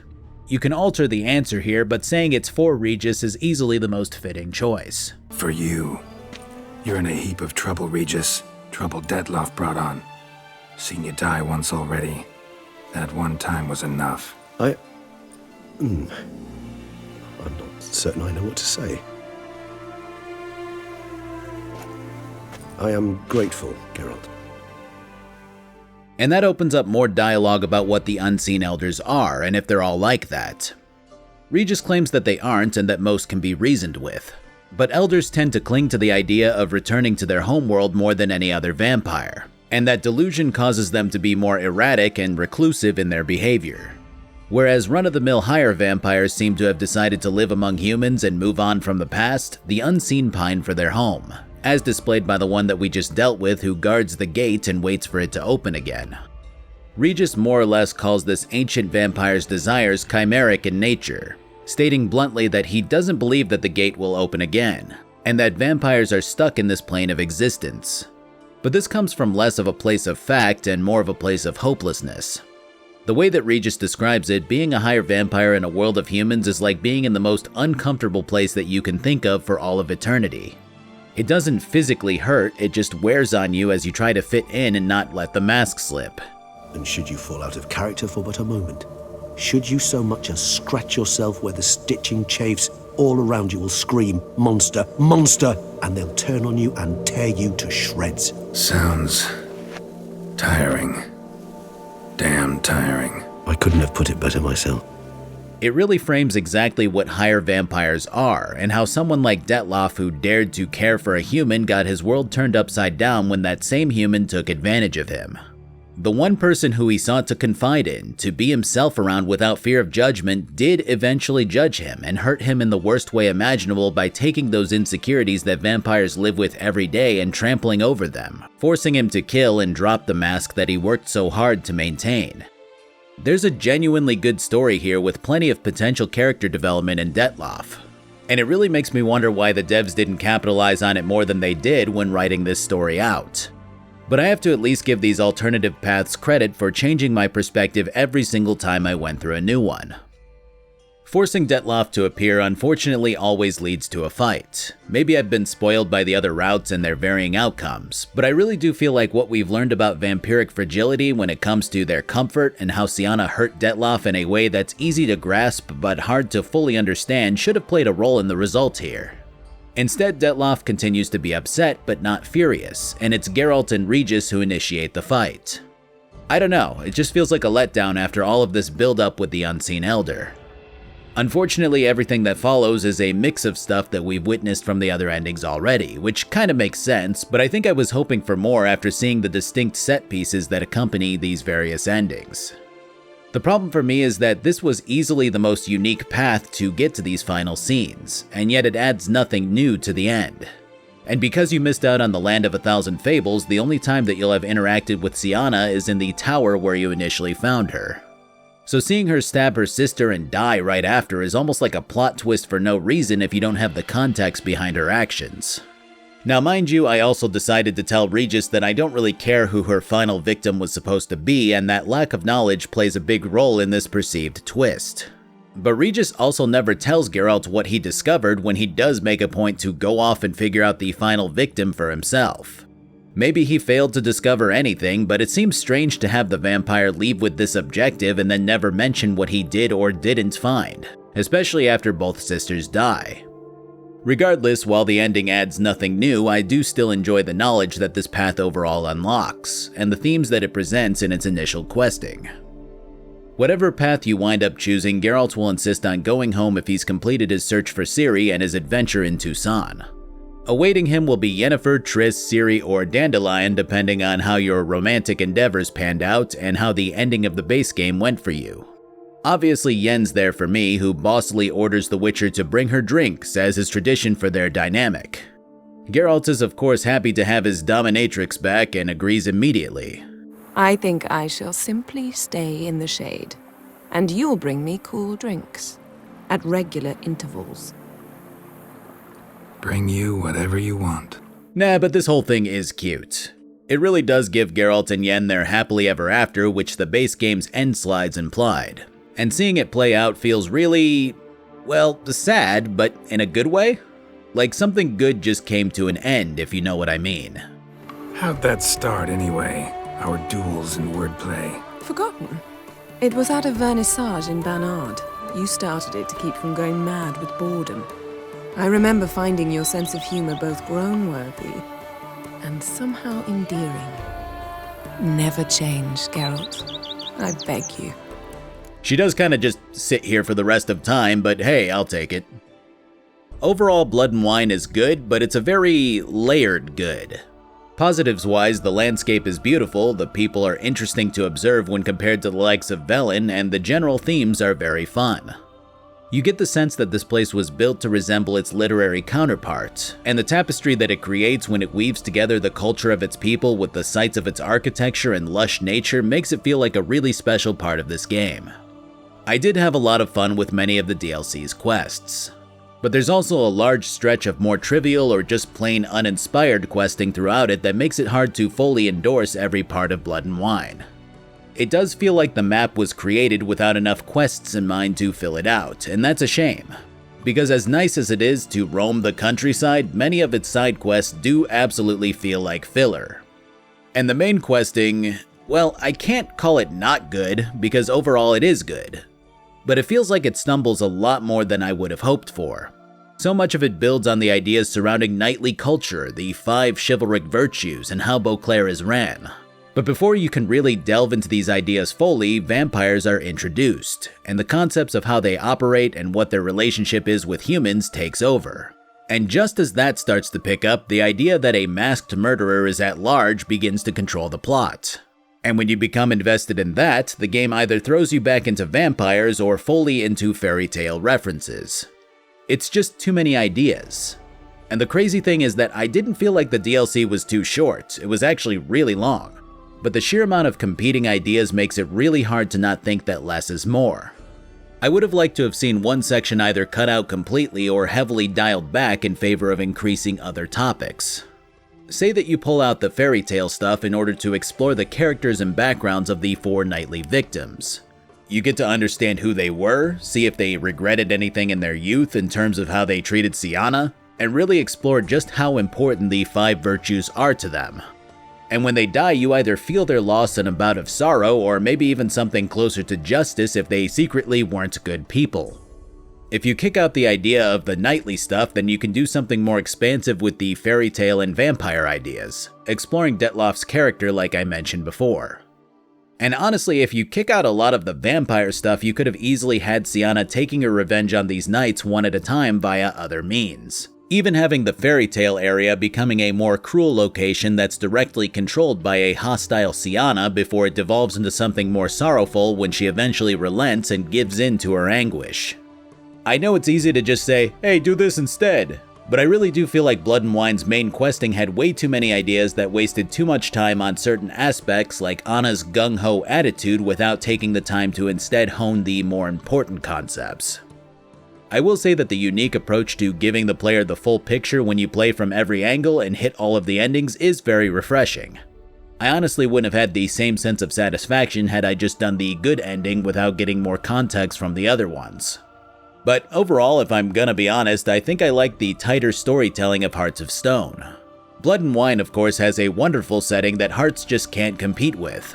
But something about the way the first DLC presented an initial idea in the mysticism of Gontarow Dim, and then continued to build him up as a chaotic force while you slowly worked your way through a very tragic tale was just perfect to me. Toussaint was missing that same kind of magic that really made everything flow together in a satisfying way.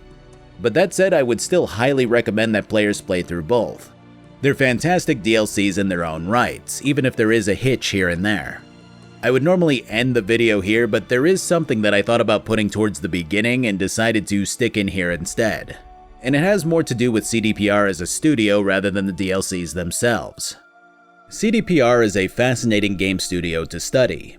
They obviously started small like most studios do, clawing and scraping their way to becoming successful until they eventually stood near the top. And while their passion for their products was reminiscent of many indie studios, the most interesting part about their approach was how open they seemed to be for the longest time. They overshared when it came to their costs, their profits, their workspace and employee treatment. They would admit their faults, relish in what they did well, and sought to correct what was perceived as not so good. They initially clamped down on piracy with the advent of The Witcher 2's DRM, only to later stop completely and state that DRM never works and that companies only include it to cover their asses and please their higher-ups or investors. They were told that their development philosophy could never work on a larger scale like that of the third Witcher game, but they continued developing the way that they wanted to. Even branding major updates as 16 free pieces of DLC was an idea that they were honest about, claiming that they knew it would bring them good publicity in an era where everything was monetized. The years right around the release of The Witcher 3 and the following DLC was the golden era of CDPR publicity, where everyone put them on a pedestal, myself included. But possibly the most interesting parts came later. Take a studio like Blizzard, and think about nearly all of Blizzard's IPs that they have today. Almost every single one of them have massive issues that haven't been corrected even now. But if you look just before modern-day Blizzard, around 8 or so years ago, there was a point where the developers still had a ray of hope. Diablo 3 turned out pretty fine despite a rocky start. Overwatch did very well for its first year or two. Legion was out for World of Warcraft and was doing well to re-establish interest in the MMO. Hearthstone was killing it and had a solid direction under Team 5. Heroes of the Storm was proving itself to be a fun take on the MOBA genre, even if it wasn't necessarily cut out for esports like other competitors were. And this is where I feel like CDPR is right now. Cyberpunk released with missing features, tons of bugs, and poor performance specifically on older gen consoles, and a lot of goodwill towards the company evaporated. Reports came out that the leadership went back on their word of not overworking their employees. The company began to scramble to control the damage while still making money hand over fist. But they did control the damage, and a long string of updates eventually began to restore consumer faith in them. And now one of CDPR's core philosophies of only working on 1 to 2 games at a time until they're completely finished has eroded, with the developer buying a few studios and beginning to work on 5 projects at once. It's going to be fascinating to see how they turn out. In the good ending, they slam home run after home run, and we see them elevated to the likes of FromSoft status. And in the bad ending, we watch as the company degrades into another Blizzard. Thanks for watching. I again appreciate the patience. Honestly, I thought this was going to be a 90 or so minute video, but at least I was playing something genuinely good this time. I'm unsure what I'll hit next, but I'll try to aim for something shorter so that the gap isn't as long until the next video. Until then though, I have merch over at my merch shop, probably. I'll toss the Witcher stuff back up there for a month or so for those who want to grab that. I have a Twitch where I stream erratically, but try to show up every Monday, Tuesday, and Friday. I have a Twitter where I usually don't tweet, but I had to weigh in briefly on that Dragon Age mobile game trailer. I have a Discord where people hang out during the long droughts between videos. And I have a Patreon. And that's it. Have a good one.